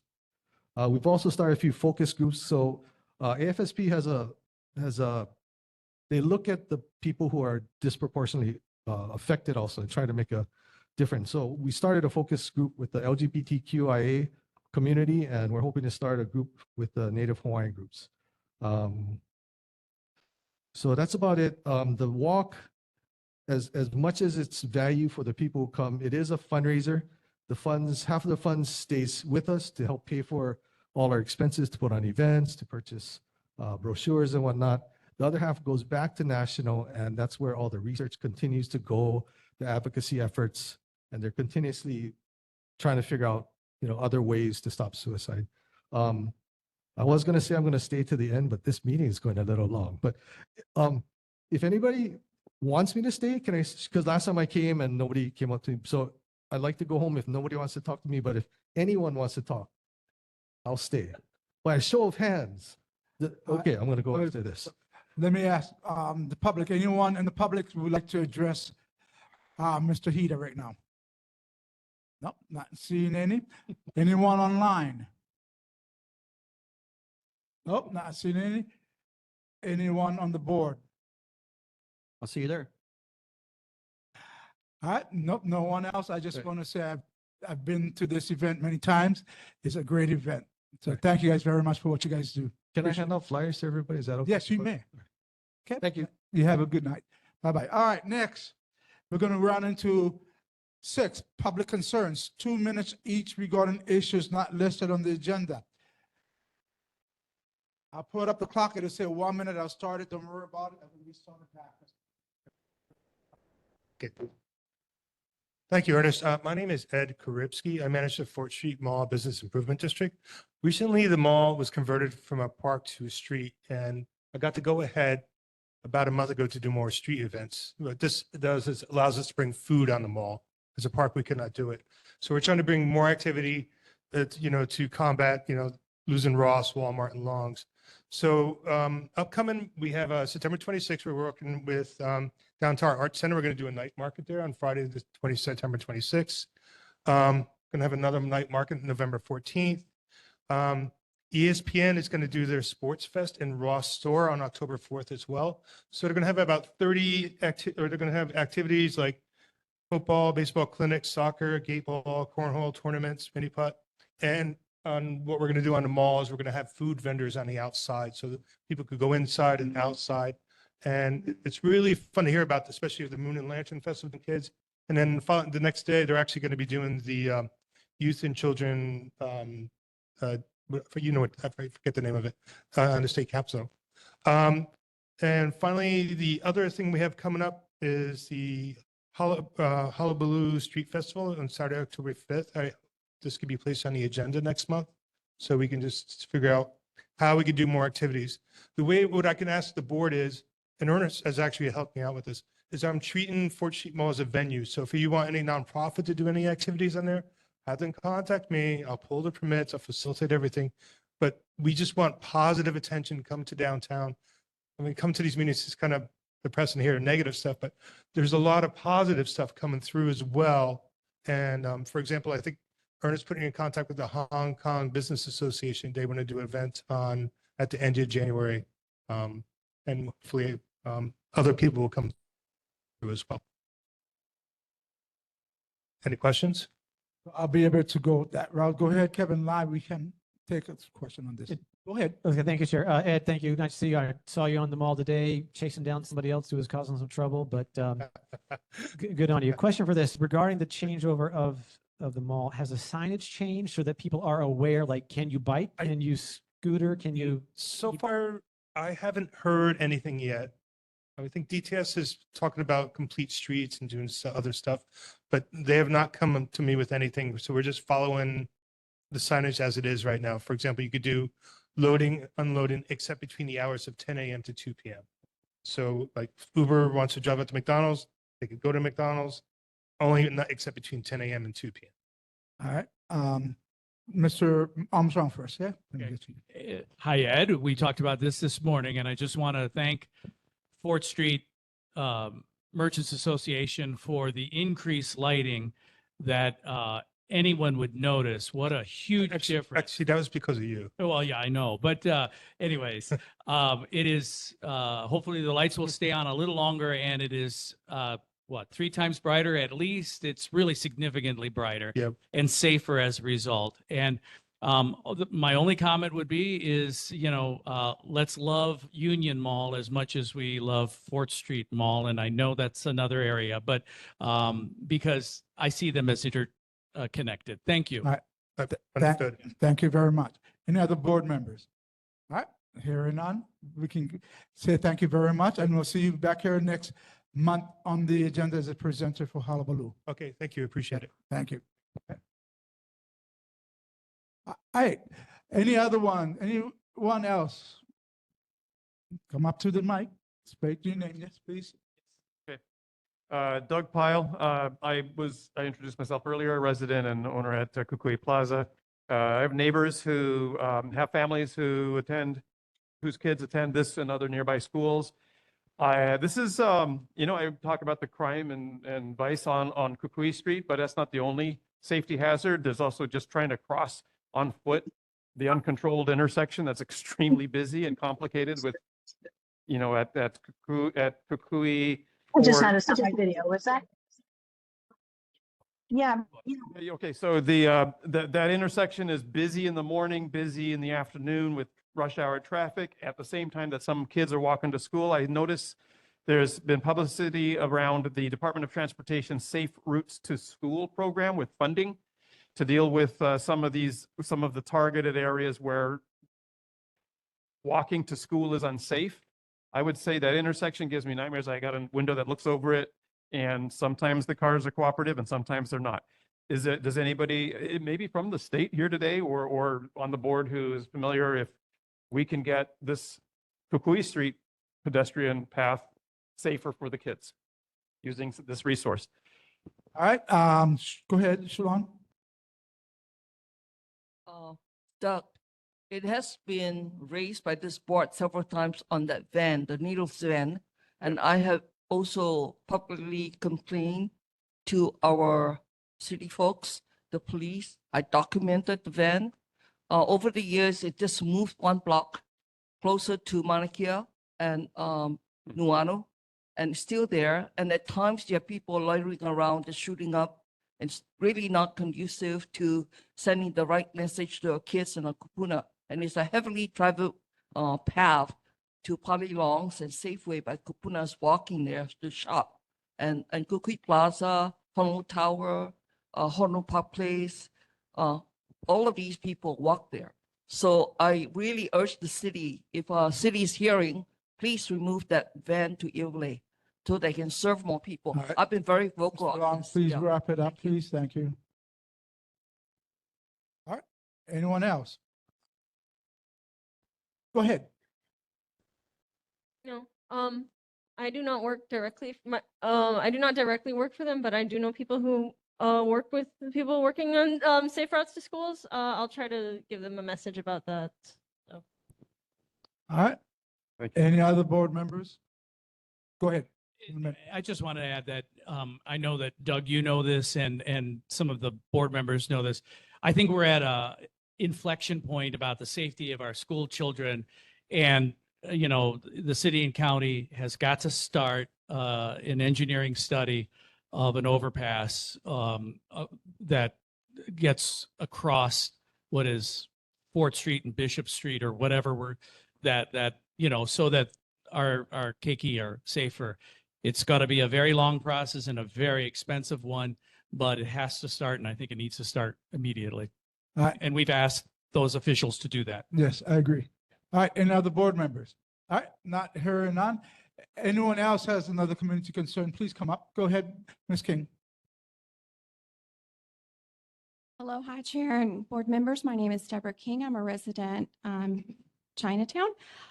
I was attending another board meeting a couple of nights ago, and one of the senators there, she said that, you know, she felt like she introduced resolutions and bills, and she felt like she didn't get support from her community.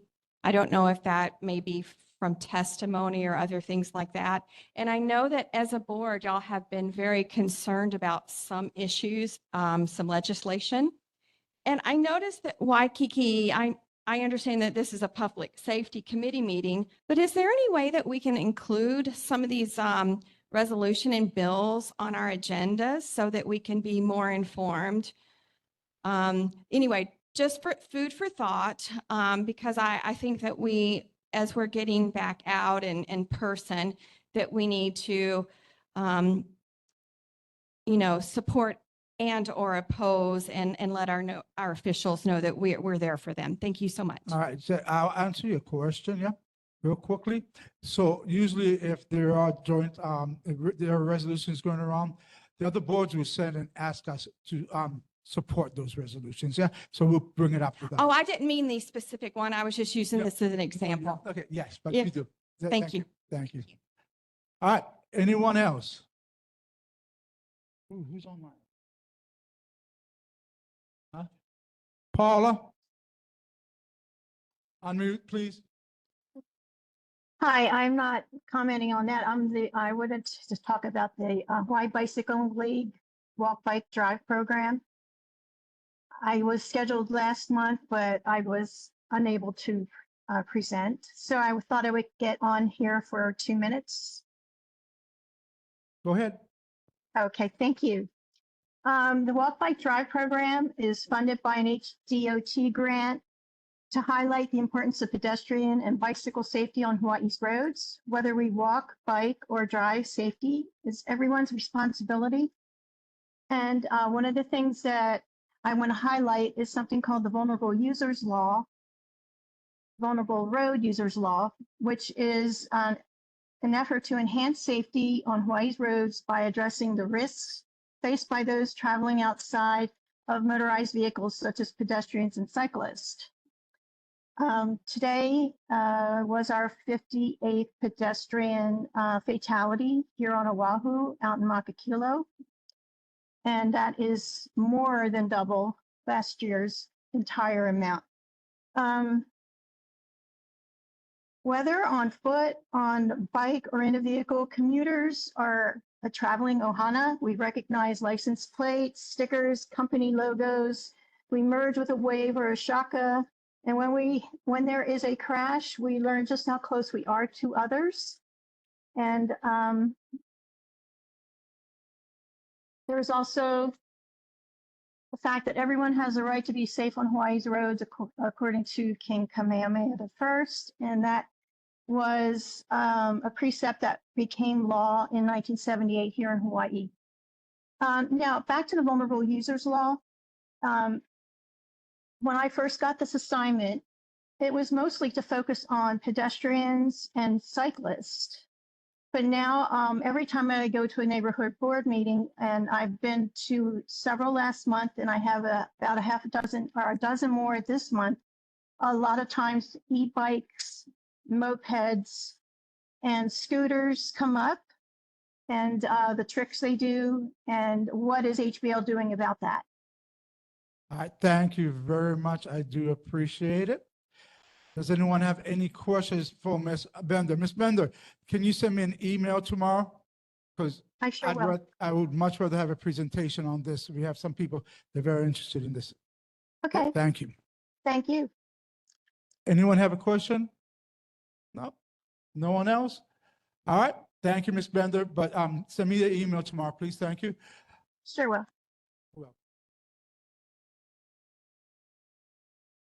Okay, seeing no one else,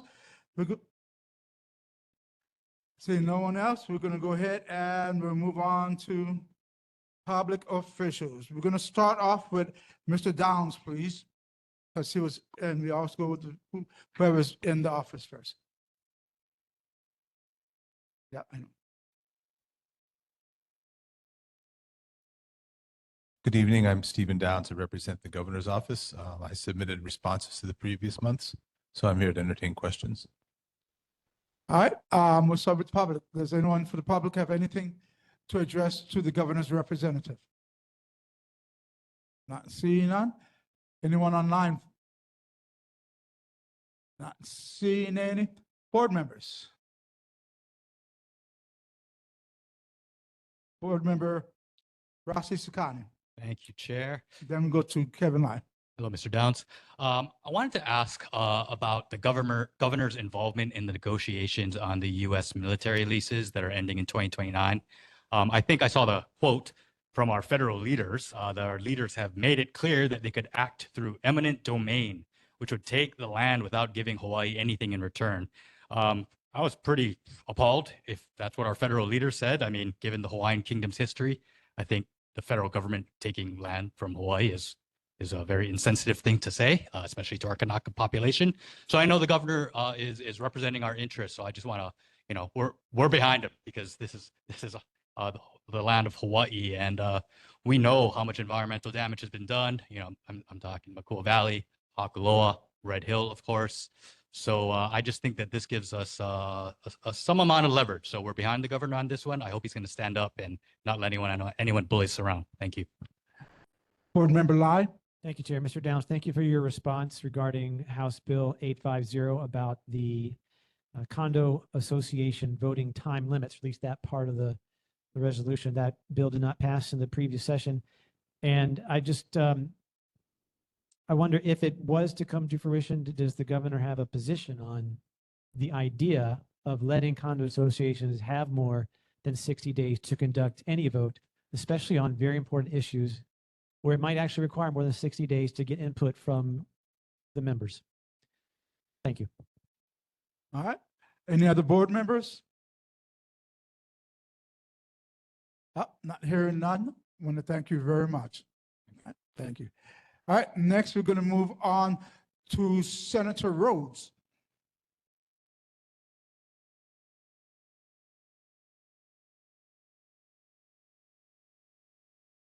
Good evening. Good evening, everyone. Wasn't expecting to be called quite so quickly. You'll have to let me turn my page to the front. Yeah, remember, so long as you're in the audience, you go before anyone online. I thought there was someone in front of me, so I was okay. Hawaiian Electric is informing their Oahu customers of various financial assistance programs available to them. The Hawaii Home Energy Assistance Program, HEAP, provides help for households in crisis who will be disconnected at a maximum of $650 in payments per household. They also provide energy credit payments, and the payments vary for households not in crisis but who need assistance. So attached to my report are brochures from Hawaiian Electric if anybody is knows someone or is in a position where they might be able to qualify. That goes up on your Google Drive, right? Okay, so it's on the Google Drive. Can you send to me? Great. The Attorney General is, next topic, the Attorney General is alerting Hawaii consumers who purchased generic drugs between May 1, 2009 and December 31, 2019, so for a full 10 years, that they may be eligible to receive compensation as a result of a class action settlement with generic drug manufacturer, Apotex Corporation. And again, attached to my report is the press release from the Department of Attorney General. If, this is, for me, I signed up for it because I took Cipro at some point during that time. So that's a generic, or the one I took was a generic.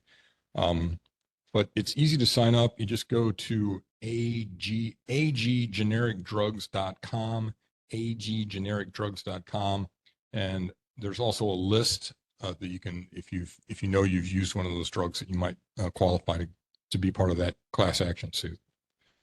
Let's see. Okay. Also, speaking of meds, after a period of relative stability, COVID-19 activity again is on the rise, according to the latest data from the Department of Health. As you recall, I had it myself for the first time and missed your last meeting, had to come remotely for the last meeting. I would encourage everyone to continue to go ahead and get their COVID shots. It's still kind of in flux right now, but it appears that the insurance companies here in Hawaii will pay for the shot whether or not you fit the new Centers for Disease Control's definition of who should get it. So the old definition was 6 months and later, and it's especially important if you have underlying conditions like diabetes or prediabetes or asthma, or you're living with someone who's immunocompromised, or I believe pregnant women is a high priority one too. But at this point, I believe you can still just walk into Long's or Walgreens and ask for the shot and they'll give it to you. And your insurance will pay for it. Now, it might get more complicated than that, but that's what I'm going to do after a couple of months have passed. And I, generally take the COVID, you don't take the vaccine right after you've had it. So I'm supposed to wait a couple months, and that's what I'm going to do when the time comes. It's still, the numbers are way better than they were 5 years ago, of course, and we're in so much better shape because so many people have already had it, so they have immunity, and so many people have already taken shots, which also gives immunity. I understand that if you've both had the shot and had the disease, that's you're the safest then. But taking the shot reduces the chance of getting long COVID, which friends of mine have gotten. It's very unpleasant. Not people that you would normally expect to get COVID. A 42-year-old male in otherwise good shape had all kinds of trouble with it, and taking Paxlovid also reduces the chance. So I encourage you to get your shots, and I believe it will still be straightforward here in Hawaii. All right. Thank you. Is there anyone in this library space who want to say something to our senator? Go ahead, Ms. King. My name is Deborah King. I'm a resident in Chinatown. What I would like to know, is there any legislation that you feel that we need to know about at this time that might impact us greatly? Well, we're not in regular session, and there has been some chatter about possibly going into session to deal with, to try to deal with some of the stuff that's happening at the federal level. I don't think it's going to happen because all the bad money stuff comes later. The cuts to Medicaid, which is MedQuest here in Hawaii, don't really kick in until 2027. So the money part of it is okay for the moment. There have been some suggestions that we introduce a bill in special session to make it so that law enforcement officers, except when they're undercover, can't wear masks, for example, to deal with ICE agents or people who are supposedly ICE agents. But I don't think any of that's going to happen. So I guess the short answer is no, nothing right now. We're really in the phase of getting ready for next regular session. So if you have bill ideas, please let me know. All right, thank you. Anyone else in our public who'd like to say anything to our senator? All right, anyone online? All right, see none. Want to thank you very much, and we'll see you next month. Oh, Ross, board members, we've got more board members. Thank you, Chair. Hello, Senator. Glad you're feeling better. So as you shared with us last month, you're preparing for the legislative session. So I just want to make two plugs because you're the chair of the judiciary. First, strengthening public financing options for our elections, and the second, the prohibition on campaign contributions for government contractor related parties. These are two big ones, and I know well at least the latter one got close, and to me that's probably one of the biggest ones from my perspective.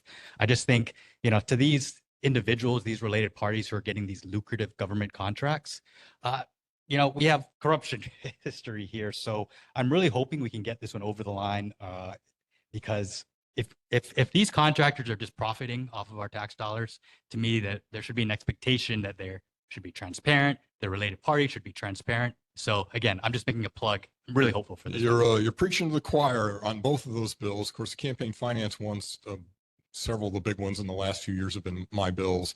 The other one, I thought we were very close. We meaning the Senate and the House were very close to passing it last year, and it fell apart in conference, unfortunately. But it's definitely still on the radar. All right. Any other board members? All right. See none. Now. All right. Thank you very much. Thanks very much. Have a good evening. I can't believe I forgot about the board. Thank you. All right. Next, we have Congressman Ed Case. Ed Case, do you have a representative here? No. See none online. See none in the library. We'll go ahead and move on. Next, we have Ian Sante, Mayor Rick Blangiardi's representative. Ian, are you online? I do see you.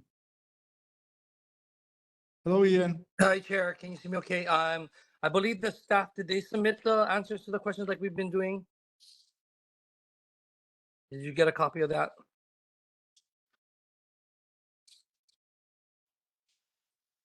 And if not, I do have them in front of me. I can go over them. If not, then I am available for questions like previously. Yeah, he never sent it. Okay, go ahead and just send it to me. I never got it. Thank you. I will send it to you, and then if there's any questions I have, I'm available for that, sir. Okay, so let's take some questions from our audience, see if anyone wants to ask any question.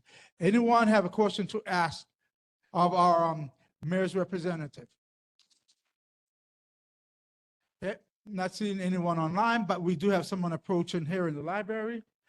Go ahead.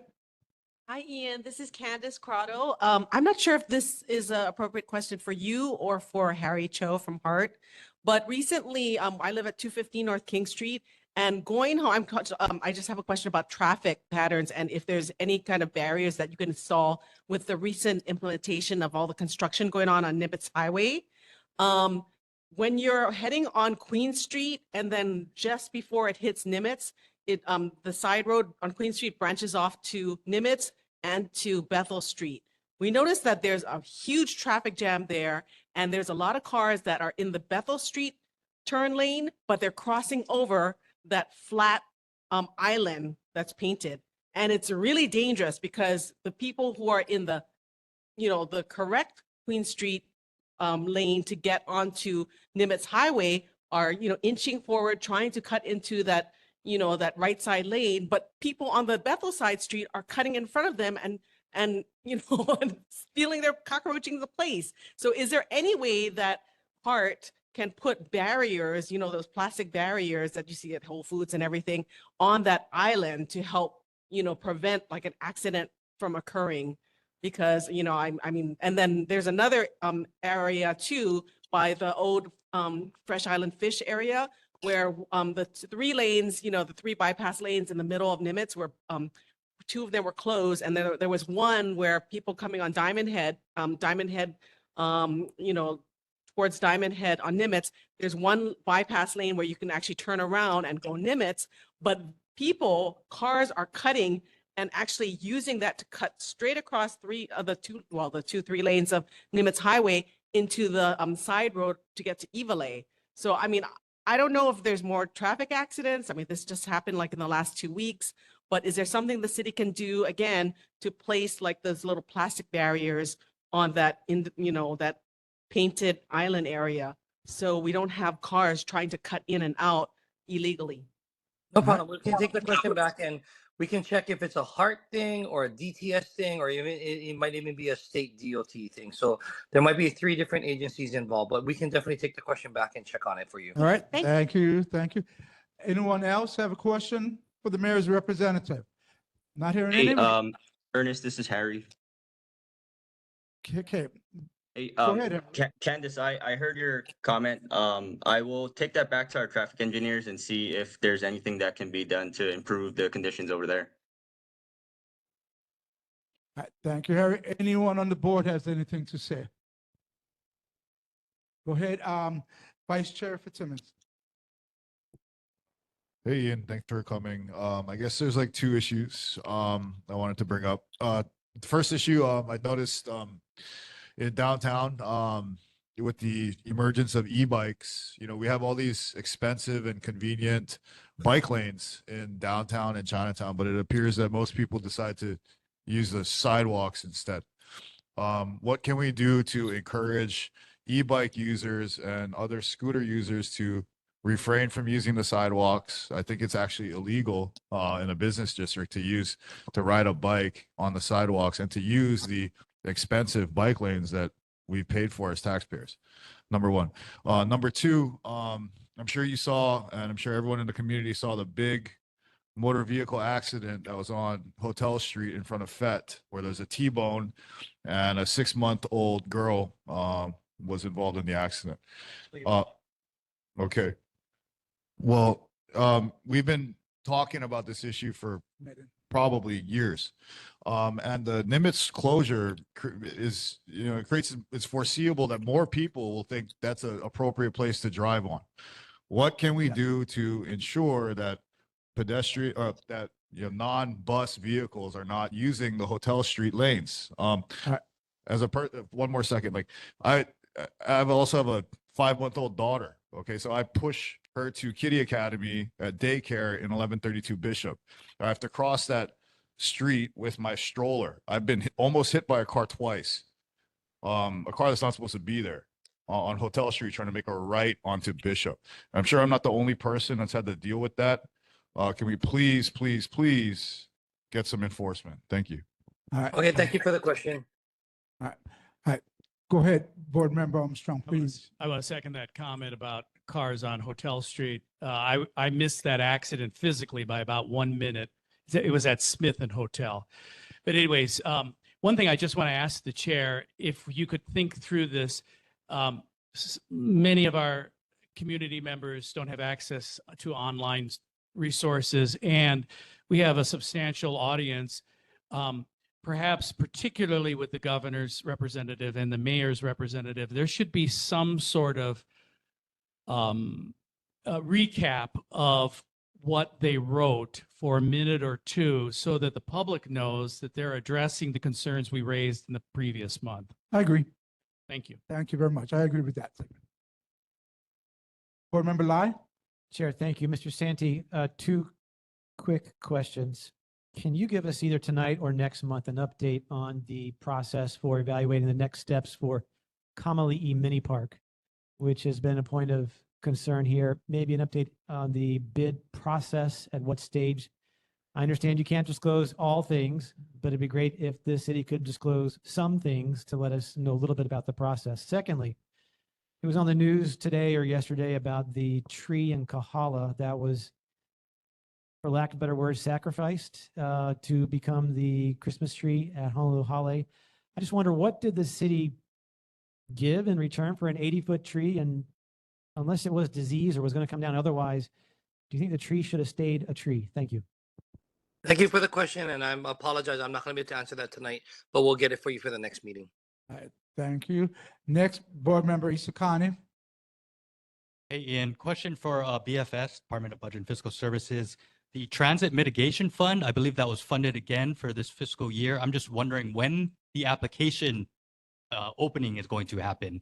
Clearly, there's a lot of businesses on Dillingham still, all over the island, but now it's come into our neighborhood. So very interested in knowing when the transit mitigation fund application window will be open. Thank you. Okay, thank you. Thank you. Next, we have Board Member Dan Masses. Yes, thanks, Ian. I just had one comment about that accident that was on the Smith & Hotel. I spoke to one of the parties right after that accident, and I drive Malca on that section of Smith almost daily. Based on what he told me and also what I'm seeing when I drive on that spot, the issue seems to be that the two traffic signals that you'd be seeing as you go Malca are set back too far to the left and the right, such that if you're not aware that that there is a signal there, you do not see those until you're pretty much all the way to Livestock Tavern by that time. And the party mentioned that he didn't know that there was a signal there and went through. So I think that should be looked at, that they're too far set back to the left and right when folks are approaching Hotel Street. Thank you very much. Any other board members? Nope, not hearing none. Ian, thank you very much. Send me those other questions so I can post it up, okay? Okay, thank you, Chair. Thank you. Appreciate it.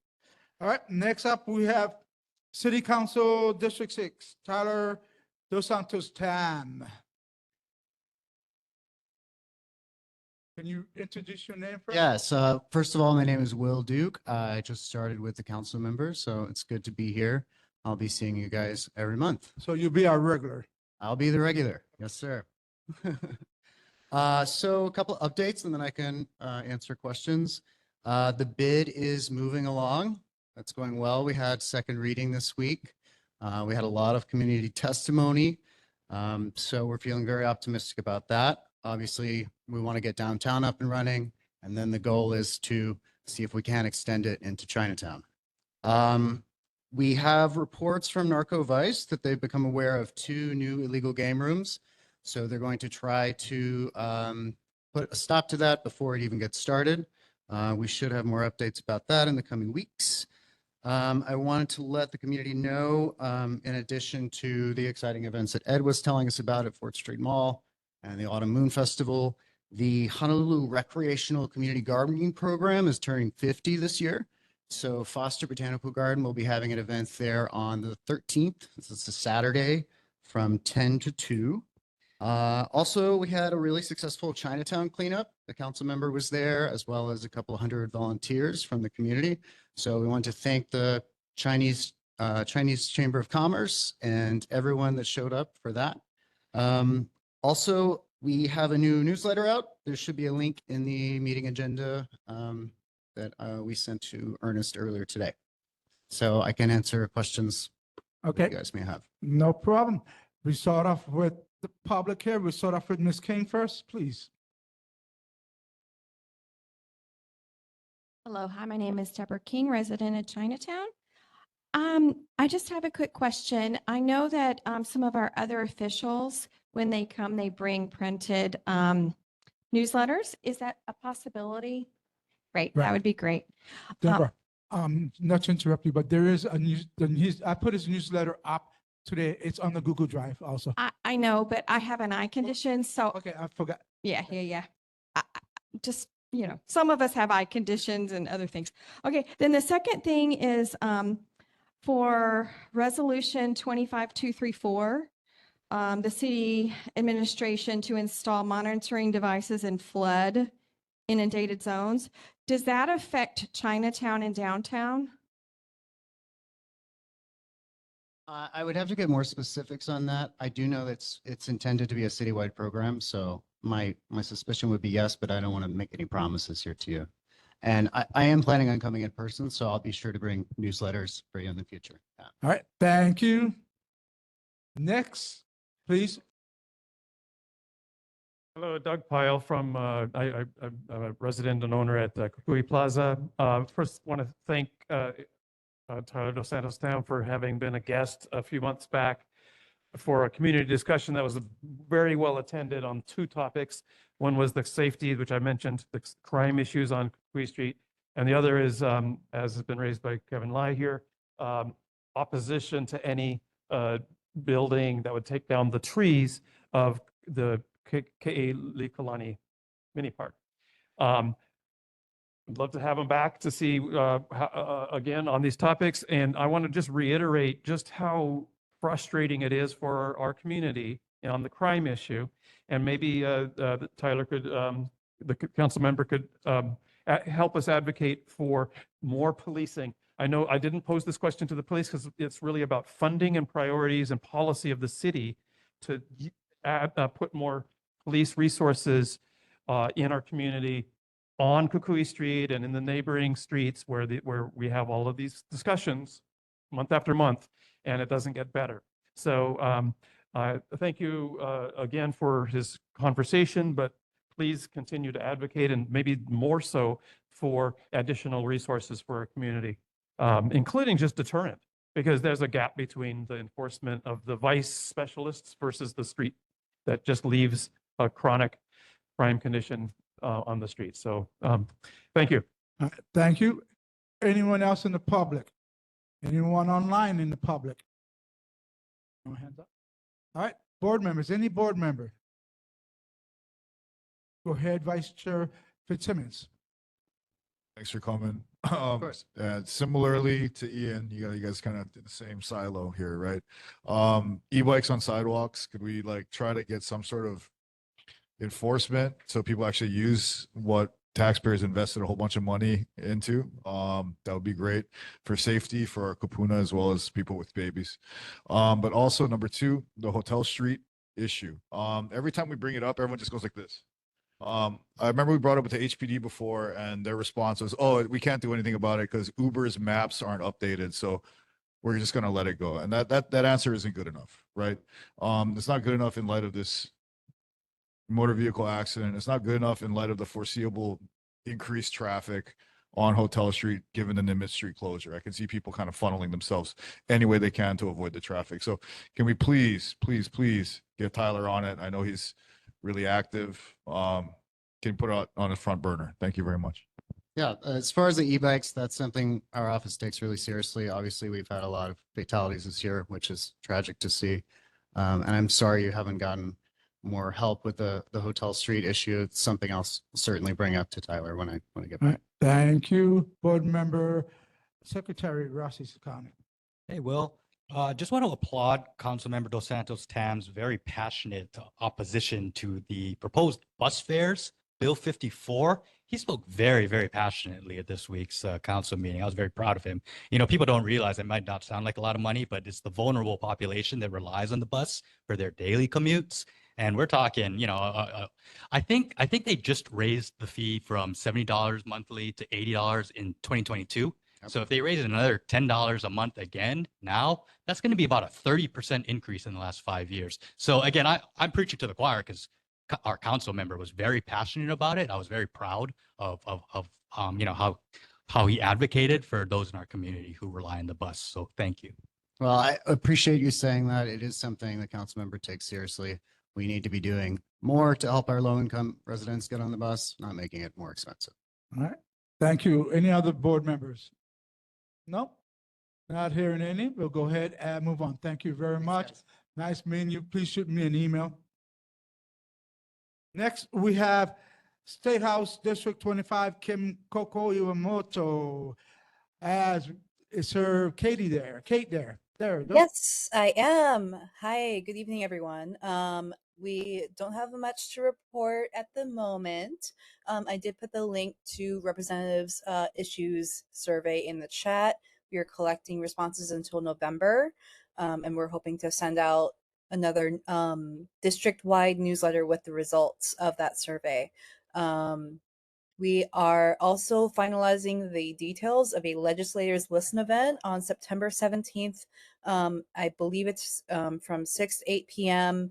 at McKinley High School. Paperwork has not been totally finalized yet. We're expecting it to hopefully by tomorrow.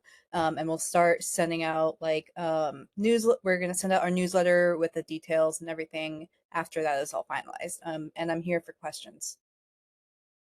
Anyone in our audience has any questions for Representative Iwamoto's rep? Go ahead, Ms. King.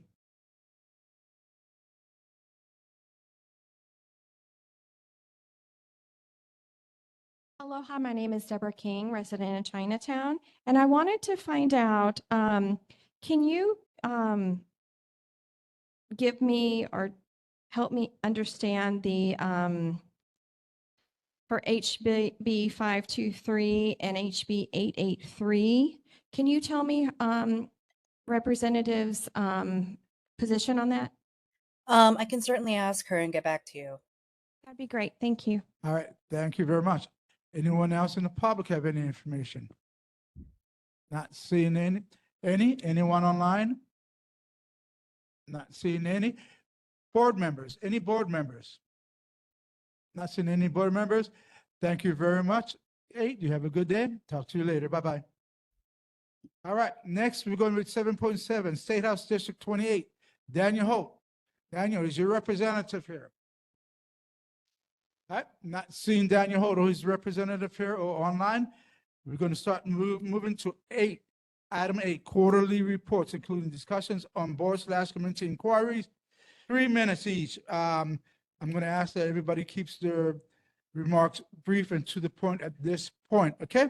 We start off with Honolulu Board of Water Supply, BWS, and she has been waiting so patiently. Hello, Ada. Hi, everyone. Nice to be back since May. So I'm just going to quickly read the reports from prior. So June, I wanted to let you guys know there is a water quality report. So we mail this to each customer annually, but now it's going to be biannual, twice a year. So on July 1st, you guys should have received the report. If you're in an apartment, it's probably sent to your management company. You can go to boardofwatersupply.com to look online for it or call our communications office at 808-748-5041. And by the way, this is going to hopefully be on the Google Drive. I sent it late. Oh, you did get it? Okay, sorry, I did send it late today. Yeah, okay, thanks. I said 6 things. Since it was for June, I did have a follow-up from that. Oh, I'll do that later. I'll do the follow-up after. So July's notice was, it's a smart irrigation month. So that's peak demand for outdoor water use and summer heat. So I'm just going to let you know, be water smart, check for leaky or misdirected sprinkler heads.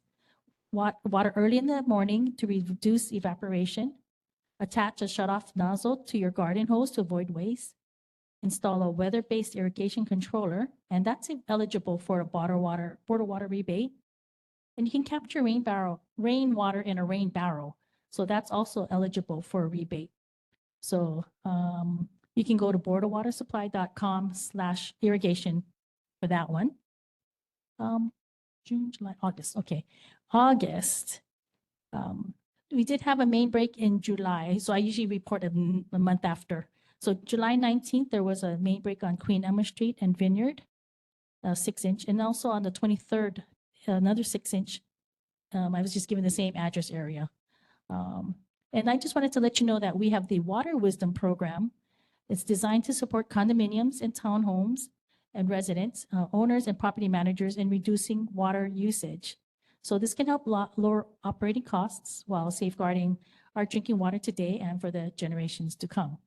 So we can do on-site or virtual presentations that offer practical tips to reduce water usage, water audits for commercial areas, and personalized audits for kupuna at years 60 and plus. And then we can also give conservation material. So, so go to boardofwatersupply.com, Water Wisdom for that. And for September, this is my last one. I passed out the handouts. It's Imagine a Day Without Water event. So it's happening on September 20th from 10 a.m. to 2 p.m. at the Windward Mall's Center Court. So you can learn about One Water concept and why the water is essential to every part of life. Explore the interactive displays from over 20 city agencies, state and community aid organizations. So enjoy hands-on activities, prize giveaways, and including a 45-gallon rain barrel 45-gallon rain barrel. So again, go to boardofwatersupply.com, One Water Hawaii. Okay. So that was my announcement since May. And okay, and so the one I had to follow up, sorry. So in May, I was asked 2 questions from the board members. And the response, so Member McDonald asked about, he said, oh, there's like a water or sewer rate. So basically, though, that 115% increase over 10 years pertains to the proposed sewer rate hikes. That's managed by the city's Department of Environmental Service. So for questions and concerns, yeah, we recommend contacting ENV or reaching out to the mayor's rep, or you can email ENV at envsewerinfo@honolulu.gov. Okay, and the second question, Chair Cavallo, you asked about sprinklers at the Kamali'i Park, and you guys are adopting the park. So just wanted to recommend, thank you for the question. We recommend contacting Department of Parks and Recreation directly. And I gave the number, this 808-768-3003, or emailing them at parks@honolulu.gov. And someone there should follow up with you, and hopefully they Yeah, will. we've been followed up because you know, Terrific. the Lions want to adopt the park. Yeah. Yeah, terrific. I'm glad the communication's going on. Okay, so that was it. Hopefully 3 minutes. Okay. Yeah, so that it doesn't matter at this point. Do we have any questions prior? Anyone here in the library? Anyone online? Anyone on the board have any questions? Nope. No. Thank you very No much. question. Do you have a question? All right. Thank you. See you maybe in December. Yeah, I'll get back to you. I'll send you an email tomorrow and let you know. Okay. All right. Thank you. All right. Next, we have Honolulu Authority for Rapid Transit, HART. Updates from HART and partners, including the announced 5-year 1-lane closures in both directions on Nimitz. And Mr. Cho, if you can keep it direct, and I appreciate it. Okay. Good evening, everyone. If I could just quickly share my screen.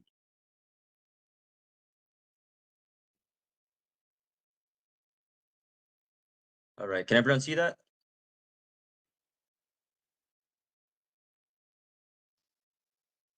Sorry, can everyone see that? Yes, we Yes, see it. can you? Okay, Yes. sorry about that. All right, so just one announcement for our next station design workshop. I also dropped a link in the chat with the details for this event.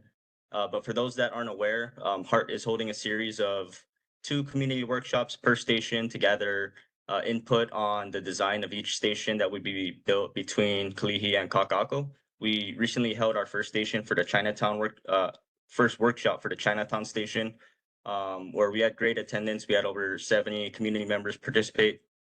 Our next workshop will be for both the Kalihi and Kapalama stations, and it will be held next Thursday, September 11th at Kalakaua Middle School. Everyone will have an opportunity to provide their input on certain design features, including aesthetics, colors, materials, artwork, and landscaping. And it's just a great way to learn more about the project as it makes its way through downtown Honolulu. So we definitely encourage everyone to join us there.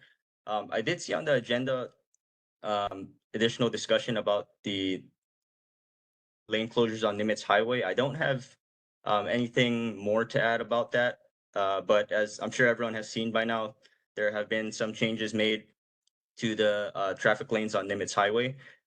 1 lane has been reduced in both the eastbound and westbound direction, and that will be ongoing for the remainder of the Guideway Station construction project, which is scheduled to be complete in year 2030. There will be additional lane closures along the Nimitz corridor, but we will provide notifications for that as the closures are scheduled in the future. But that's all I had to share today, and I can answer any questions. All right. Anyone in the public who wishes to speak, please come up. Thank you.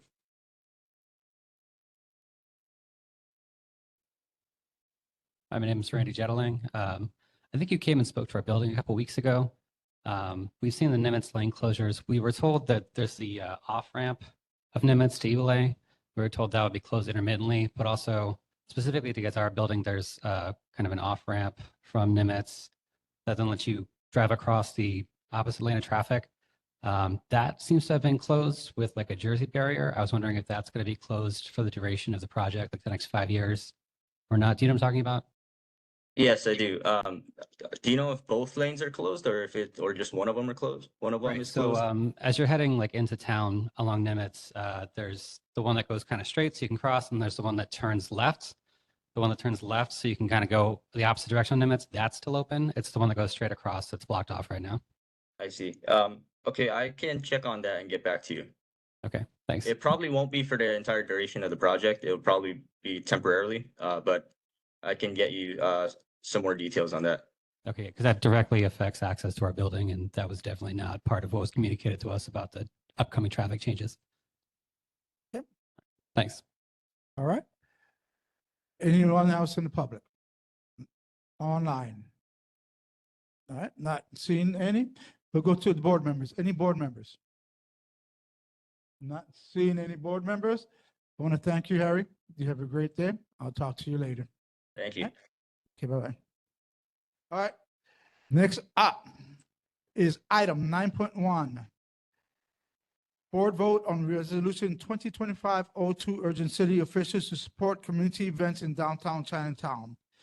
I'll actually give the floor to board member Isakani for the introduction. Mr. Isakani, if you can make it direct and brief, I appreciate it. Thank you. Thank you, Chair, for allowing me the introduction, explanation, the agenda item wording, supporting community events. It's pretty self-explanatory.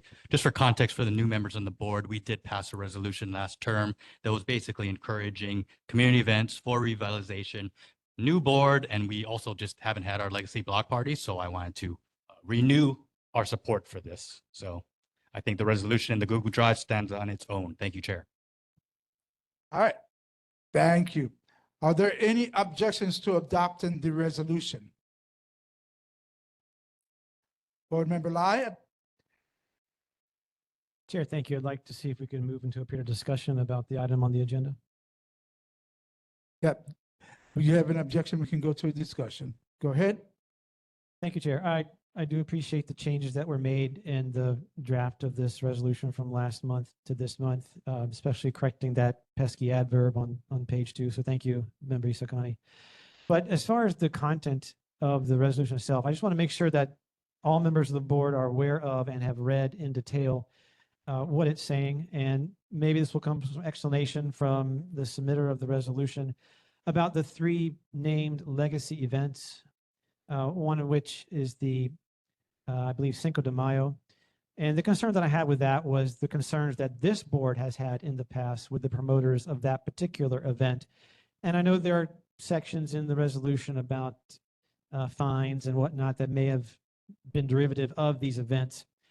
Just want to make sure, that although these events are, as the wording in the resolution states, mostly or have not had many issues such as that, they do come up on occasion. And so I just think that, we should take each of these events on its own, and maybe that's the intent of the bill, but if so, that should be made clear that we're not going to be offering blankets, but we do want to make sure that each will still be able to come and give information and show us that they have good plans. Because although there's a clause about the best way to deny something is based on a previous fine, there are lots of reasons why this board might not want to approve an event. And I think we should keep that in mind. Thank you. Thank you very much. Board members, did you want to answer? No, thank you for your comments, but I'm going to stand by the resolution draft in the Google Drive. Thank you. All right. Any other discussions on this? Any other members want to discuss this? All right. No one wants to discuss this. I just want to make one thing clear that the speaking events, they should have here individually. They will be coming and they'll be having responsibility on that. So hearing no other discussions, we go straight to the roll call vote. I actually recommend we accept this.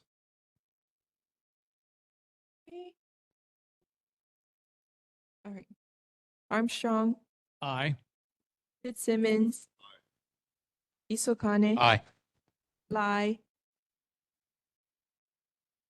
Aye. McCartney is not here. Mestis, Schubert Kwok, not here. Shintani, Chair, Aye. 7 ayes, 0 noes, 0 abstentions. The motion passes. All right. Thank you. Next up is item 9.2, board vote on resolution 2025-03, urging the Honolulu Department of Transportation Services to reconsider planned October 1st elimination / truncations of highly utilized routes for the bus in advance of Skyline Phase 2. I'll give the floor to Board Member Isakani for the introduction of this. Mr. Chair, may I have a point of order? Yes. Please. And that is, I don't believe this item has been introduced for 30 days. And that's standard operating procedure for any resolution. It wasn't introduced last month. And so it needs 30 days before we really get to it. Well, For the this, public's so what's going to happen is this comes through October 1st. This is why this is going through now. Well, actually, that's not true. There's a lot of misinformation. It's October 16th at the latest that I heard, but that doesn't matter in that we need 30 days for the public to comment on any agenda item, and there hasn't been 30 days. All right, so we're going to go ahead and move forward on this one because a lot of people are concerned about the buses. Thank you. May I have- Yes, go ahead. Yeah, and you know, you can file a complaint if you really need to. So thank you, Chair. For the explanation, in May of this year, the DTS representatives did come to our board meeting to present on the proposed changes. And immediately when we saw the eliminations, especially of Route 20, that concerned so many of us, we immediately raised objections to that. Since then, DTS really hasn't changed their plans at all. So I just felt it was very, well, it is true. I just went to a community meeting and excuse me, I have the floor here. So, you know, you keep trying to talk over me, but just want to say I'm introducing this resolution. I think public transportation is a benefit. Thank you to the petition raiser out there. I mean, there's a lot of support for just keeping Route 20, keeping the lines as they are. So that's why I drafted this resolution. Thank you for the explanation. All right. Mr. Chair. I was going to go, are there any objections to adopting the resolution? Go ahead, Board Yes, Member there Lai. is. Board Member Armstrong, sorry. That's right. Thank you. I'm sorry. Again, I'm just got to state for the record, this needs 30 days in order for the public to comment fully. Number two, I am not authorized to speak for OTS, the Oahu Transit Services, who are the purveyors of the routes. It's not a DTS decision. It's they have final approval or denial, but it is really more an OTS thing. So I want to say that up front. I am not speaking for them, but I do know a lot about this issue, and I followed up extensively about this. First of all, Route 20 as it exists will be changed, and it's going to be called, I believe, W1. Yes. That number may be wrong, but I believe it's W1. That's it's correct. a Waikiki specific route from the airport to Waikiki. And it has two, from what I can tell, again, I'm not speaking for OTS, two major changes. It is going to bypass the Evile and Pacific Streets or Pacific Drive, the area around the Regal Cinemas. And it is going to be more of a straight shot and luggage friendly. It's going to be innovative in that regard, that goes straight from the airport to Waikiki without going through and servicing most of the neighborhoods. Now, having said that, any route that changes is still being serviced by the plethora of routes that's on Hotel Street. All right. And I just need to say that because, you know, Okay. please wrap I it. want the public to have accurate information. And so, yes, There may be a block or two change for people in between Hotel and King Street, but for tourists and our community, it will be better, it sounds like. Now, Please wrap it up. that's where things are. And by the way, the other major reason is that this is designed to keep Kapuna safe. Because as we heard earlier. So I'm Hotel going to ask you to wrap it up. It's going on 2 minutes right now. Hotel Street is 1 minute. so overpopulated with cars, with people, and with buses. Please wrap that it up. This is, last Please. sentence, this is a way to try and ease some of that congestion so it doesn't put our Kapuna at risk. Thank you. Board Member Fitzsimmons. Just a quick comment. I don't think the way to address the congestion on Hotel Street, which is made for buses, is to reduce the buses that use Hotel Street. And I can't recall a single person in our community who was in support of the change. Thank you. Go ahead, Board Member Shintani. It died. No, I just wanted to make a quick comment because I was not present at that meeting, but I do want to say that if you did have complaints, it is OTS that you're supposed to contact, not DTS, because OTS is in charge of the bus routes. So I think I was reading the letter and I was like, if someone seemed unaware of how to address it, it's because you called the wrong people to address it with. Any other discussions here? Okay, go ahead, follow up. Does this work? I think this works. Well, yeah, thank you for your comments. I think related to the proposed bus route changes, first of all, the proposed changes are actually on the DTS website. Second of all, Director Roger Morton has spoken multiple times at the City Council, and he gave an explicit statement, which I can link for you, that he said, yes, the 20 line is being canceled, replaced by the W line. So these are public statements. These are public documents on the DTS website. So I appreciate what you're saying. Council member Radiant Cordero, the chair of the Transportation Committee, also held public hearings with the community, with a DTS representative there, speaking on this very issue, with a DTS email address saying, please provide your feedback. So I just wanted to make that clear. I've also done my research on this. All right. Anyone else? Go ahead. I'll give you a follow-up. Go ahead, Board Member Lai. Thank you, Chair. First time speaker. I just wonder, Member Isakani, can you just maybe summarize the pro versus con of the resolution? And then also I just want to make sure, Chair, have we had or will we have any comment from the public? Thank you. Yeah. Go ahead, Board Member Isakani. Thank you for the question. You know, that's a thoughtful question, the pros and the cons of a resolution, making our voice as a board known. I think the pros are that, number one, when this was first presented to us, multiple board members looked at it and said, for the 20 line, you know, having to walk from Beretania down to Al-Anuana Nimitz, that's just a very drastic change for a very popular 20 line. There's been a lot of members of the community. I would hope, you know, one of our members of the community who has a petition would come up and say a few words, but we know that there are objections to this. When I went to Transportation Chair Cordero's town hall meeting, there were a lot of people objecting to this as well. So the pros is making the voices of that very substantive portion of the community's voice heard. And the cons are, yeah, this is rabble-rousing a little bit. This is us telling DTS, we don't like the plans that you're doing, and we are affecting more citizen participation in government. All right, thank you.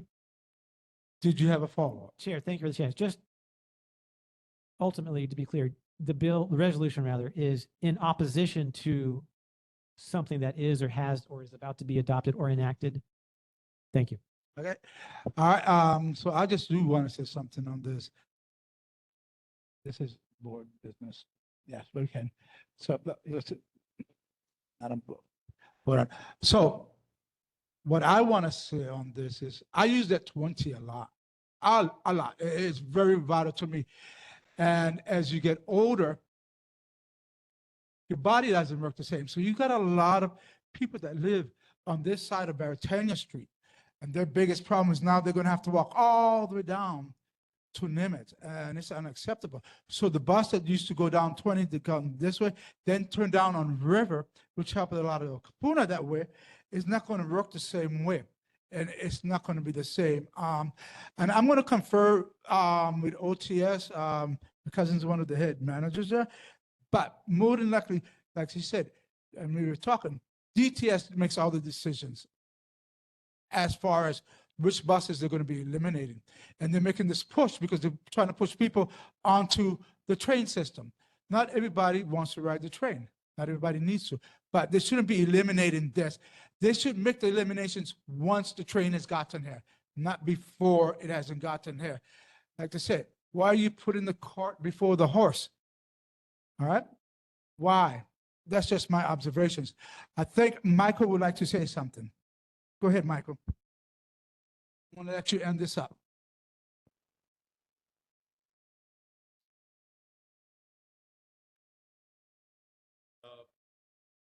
I know many bus drivers, friends. Here's my official petition, about 300 signatures, gained from business owners, employees, what have you, along Nimitz, along Evile, along River, all the affected areas. And I think it's a very serious issue. Can you speak more into the mic, please? What's that? Speak into the mic so we can hear you. Sorry, wasn't aware. Anyway, Thank you. the fact of the matter is that the 20 serves our community, all of Honolulu, faithfully for the past 20 years. And it'll continue to do so. And if you look at the numbers, the ridership is strong. It always has been. So this move to eliminate it or reroute it or whatever the rhetoric is unjustified, to say the least. So, I mean, they may do what they want to do, but I'm saying the public, our heart leads in the opposite direction. We need the 20. And how many people expressed themselves when I went to all the different businesses there on Nimitz? I even went down to Home Depot because they stop there. They take their crosswalk. They go down to Home Depot to their jobs. They come back again. The 20, yeah, it's very, very necessary. So I was on TV for a short clip of time about 4 weeks ago about this very thing. And it really didn't inform much. It did more in the opposite direction of misinformation because they were allowed to have the last word. And we'd already shook hands. I went up to my apartment. I thought it was a done deal. But they led the people astray to think that, hey, you know, this is not right. And they started giving other answers, which, you know, against truth, it amounted to nothing. The M, the W, whatever, the seven is only a partial route. It doesn't cover the areas that we are concerned with. So we need the 20. I printed about 60 of these. I carried them to all the different businesses. Dole, Gentry, Pacific, you name it. I covered them all, from Latour Cafe to Eagle Cafe. So now I would like to read something to you. I'll do it very briefly, very quickly. I believe in progress, in change for the better as necessary, but one doesn't simply make the transition from one system to another overnight. There are many considerations to be made. There needs to be adjustments made along the way. The needs of the people, the public, are still there and need to be served. Okay. Some facts regarding the 20, it and the 19 has served the community for over 20 years. It has provided safe, dependable service to the public all this time. The ridership is strong, always has been, will continue to be. It is no more expendable or prone to exploitation than any other major bus line, like the 1, 2, or 13. So why pick on it? Why take an existing route like the 20 and change it? Leave well enough alone. Don't fix it where it's not broken. Okay, just common sense statements here.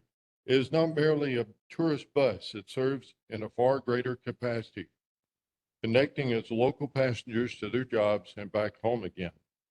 Not everyone has wheels, nor should they be expected to be. The expenses of operating and maintaining a vehicle is too high for many who have low to medium incomes. As they depend on the bus, then there are other factors to consider. Parking, one-way streets, crazy drivers who have no business being behind the wheel. All right, so thank you. I do get it, and I saw everything earlier and I read your remarks. Okay. Not trying to be rude or anything. I do apologize. But they are putting the cart way ahead of the horse. Right, and I agree with you Way ahead of 100%. the horse. So no, you've got my back on this. It's going to be about 4 or 5 years before it even comes to us. Right. I got it, and I appreciate it, and I appreciate your emotions on this and threat on this. We're going to go ahead, since discussion is over, the last discussion, we're going to go ahead to vote. I'm urging, I'm urging that we vote yes on this resolution. Roll call vote, please. Armstrong, Because I don't think this is an appropriate vote, I abstain. Fitzsimmons, Aye. Isokane, Yes.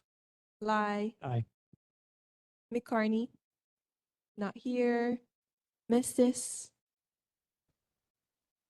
Schubert Kwok, not here. Shintani, Chair. Aye. 6 ayes, 0 noes, 1 abstention. The motion passes. All right, as you know, every year the NCO is asked to take 3 holidays, 3 months off. Most boards take 2 months off, or 1. We usually take none until recently when I got us into the handles of this. So next up is item 9.3, board vote on changing scheduled board meeting scheduled on Thursday, January 1st, 2026, by either delaying to a later date in January or providing for a recess for the month, like we always do, a recess to give everybody time, given all the important matters the board advises on. Is there any discussion on this?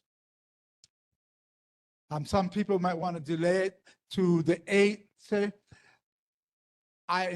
Every Thursdays, I'm always busy. I have a different meeting every Thursday night, sir. Go ahead. May I just suggest, maybe since it's not, it's a few months away, can we defer this item? Just throwing out a suggestion. Okay. All right. Does the board agree? All right. No objections. All right. So this item will be deferred.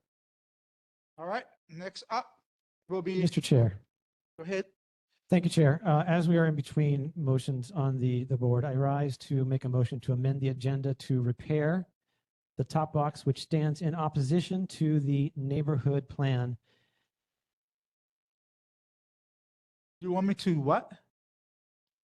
I would like to move that we amend the agenda to amend the top box instructions for the order of the meeting, which are in opposition to the neighborhood Right, plan. yeah, and I understand that, but you have to send me that in writing to put it on the agenda. No, we cannot add Chair. anything to the agenda. I'm sorry, Chair, but that Kevin. is why we're doing this, because that is not in the neighborhood plan. You, as chair, Kevin, cannot amend and abridge the neighborhood plan.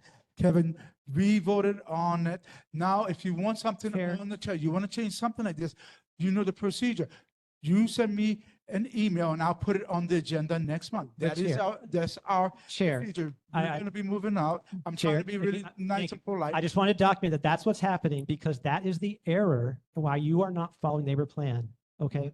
So And even though the top box does say one thing, it was adopted inappropriately, and any member of this board should act to amend it so it does not remain at odds with neighborhood Right. plan. That's why I made the motion. If we're documenting that you don't want to acknowledge the motion to amend the agenda, that's what I just need to do. We agreed there would be no agenda in the agenda. Chair, No motion. that- No, that's why that is in my the friend, neighborhood. we're done.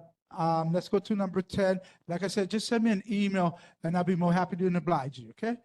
So number 10, announcements in the next Downtown Chinatown Neighborhood Board. Number 13, regular meeting is scheduled for Thursday, October 2nd, 2025 at 6:00 p.m. AKA Leo Kalani Middle School and virtually via WebEx. Rebroadcast of Downtown Chinatown Neighborhood Board number 13 meetings are scheduled on Olelo Channel 49 for every third Thursdays at 9:00 p.m. as well as 9:00 a.m. on the fourth Saturday of each month. An archive of the past meetings may be found at olelo.org. This meeting is adjourned. Thank you, guys. Have a good day.